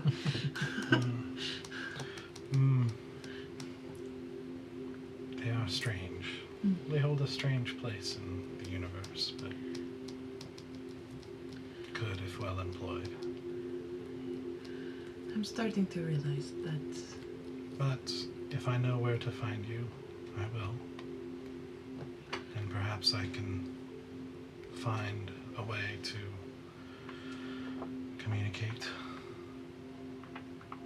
I don't want to lose another one. I don't either. I do have a tattoo that I can talk to my friends with, but that is a pretty short form communication. I don't know if you're into tattoos, grandmother. I don't think my skin would hold tattoos like yours. I just kind of touch it to feel the warmth of it. And it's it's like that weird thing, when you pat your grandmother, your grandmother's arm is just sitting on the table and you just kind of pat it a little bit and give it a gentle rub. Sora just keeps doing that periodically where she just touches her grandmother. It's very I'm just gonna pet you. So you continue Yeah, we just kind of talking. Yeah. basically now she knows my life story. She knows she knows my girlfriend. She knows my boyfriend. So, anything else?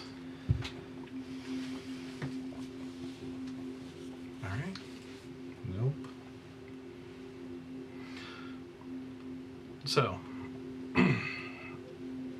after some time, you are gathered again to that same circle where the council is still there, and the four of you are brought together and told that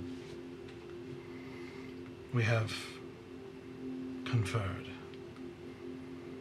your methods notwithstanding. This is a great accomplishment, a great deed that will be remembered forever. Okay. Thus, although due to the effects that we cannot escape from this place, we have not perhaps the same power we would have in our home planes, we can still grant you blessing. What? And thus we shall. Now, those who have decided to go have decided. The trade and transportation shall be arranged through the Soul Shade. And now the mirror shall be opened. Okay. So, in the center of the circle, Hira brings the mirror and just kind of lightly caresses the front of the mirror. Doesn't say anything, but then he takes it and he runs his fingers down, and as he does, the mirror expands into this huge, perfectly clean, reflective plate, basically, and puts it on the, basically stands it up in the middle.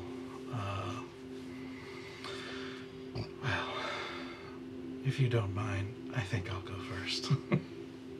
Please. There you If you will follow. And so, I will. Sorry, do I grab my grandma's hand? okay. And so, following Hera, you exit the abyss.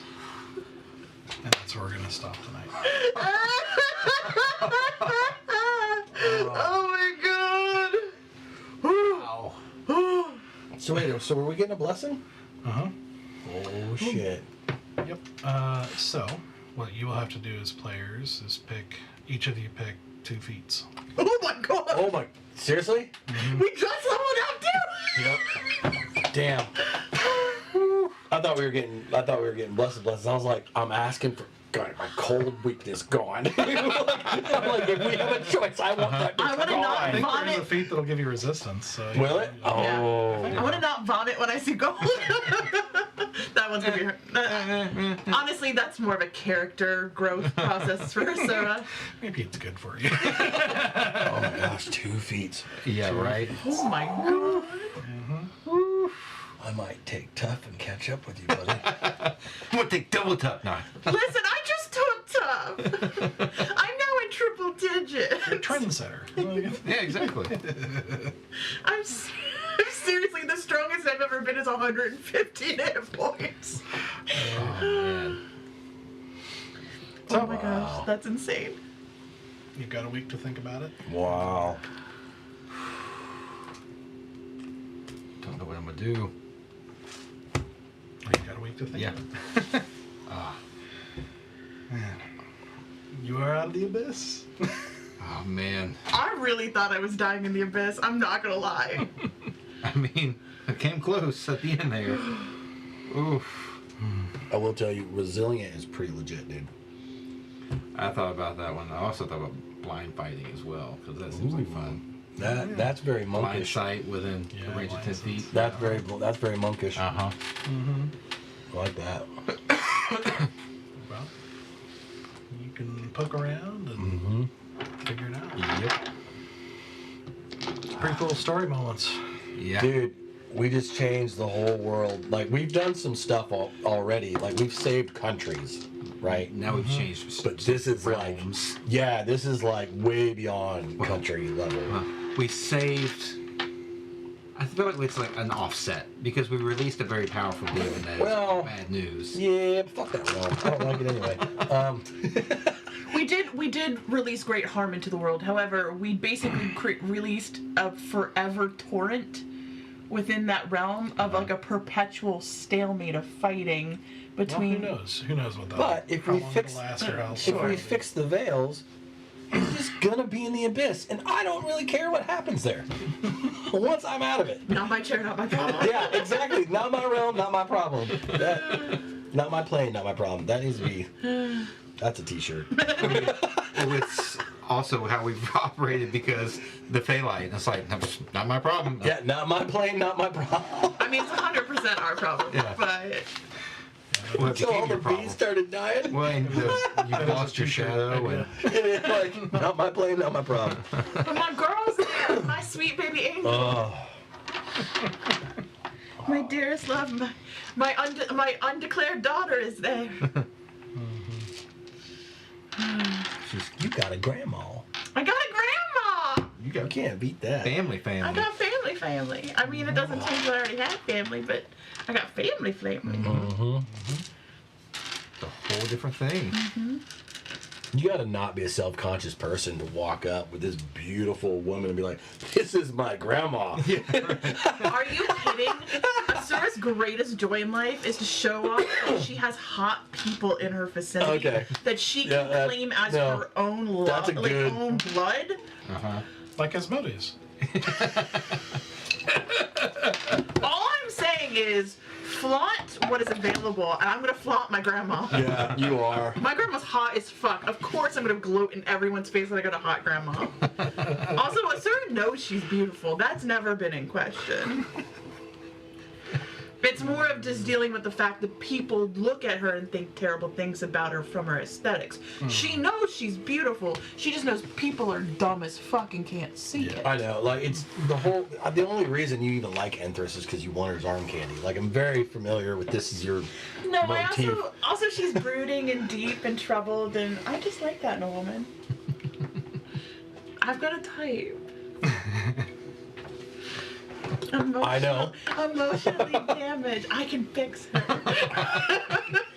That's a lot. Rich, hot, sad vampire. Yeah. Honestly, is that not everyone's type? No.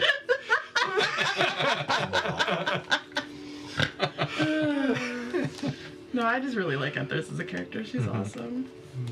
She is great. Hidressa is the one I'm like, I don't know if I want to be you. I want to be with you. I want you to step on me. I don't know what I'm feeling right now. It's a complex series of emotions. I don't like Hidressa. I think you have shown us. Love Hidressa. Did you show us a picture of Hidressa? Yes. Yeah. She's Carmen Sandiego. Oh, that's right. Yeah. See, And no. black. In my mind, it's not what she looks like.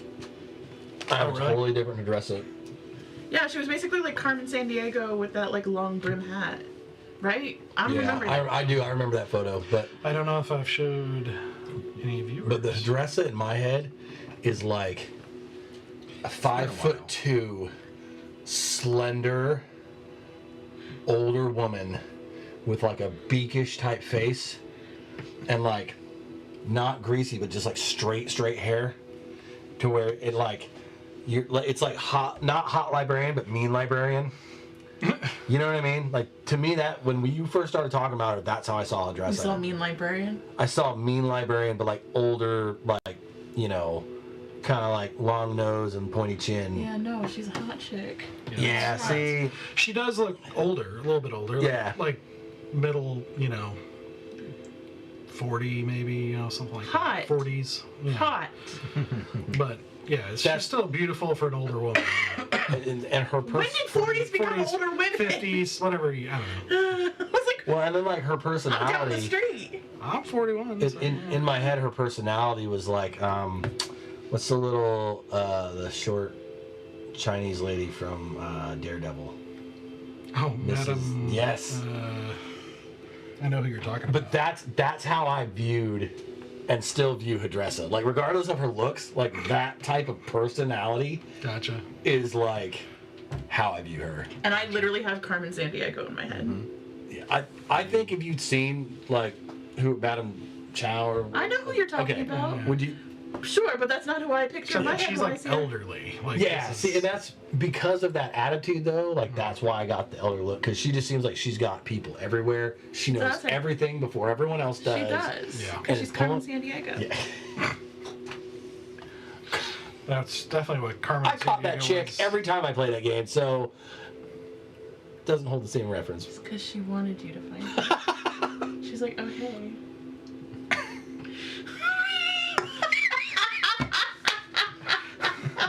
Please tell me you watched the TV show too. Oh yeah, oh yeah. Okay. Yep. The game show. And the cartoon. Well, I never watched the cartoon. I watched the game show, and I played the computer game on like Windows 3.1 or whatever it was. Windows 95. Yep. No. Pre 95, back when it was like a DOS menu. Yeah. Like. Yeah. all right. So, good stuff. Down the Let's rabbit continue to hole. age ourselves. myself. Yeah, good stuff. So we will be back next week. Yep. Continue on. Out of the abyss, finally. Out of the abyss. Finally. Out of the abyss. Out of the fire, or out of the pan into the fire. Yep. All right. Okay. Good night. Bye.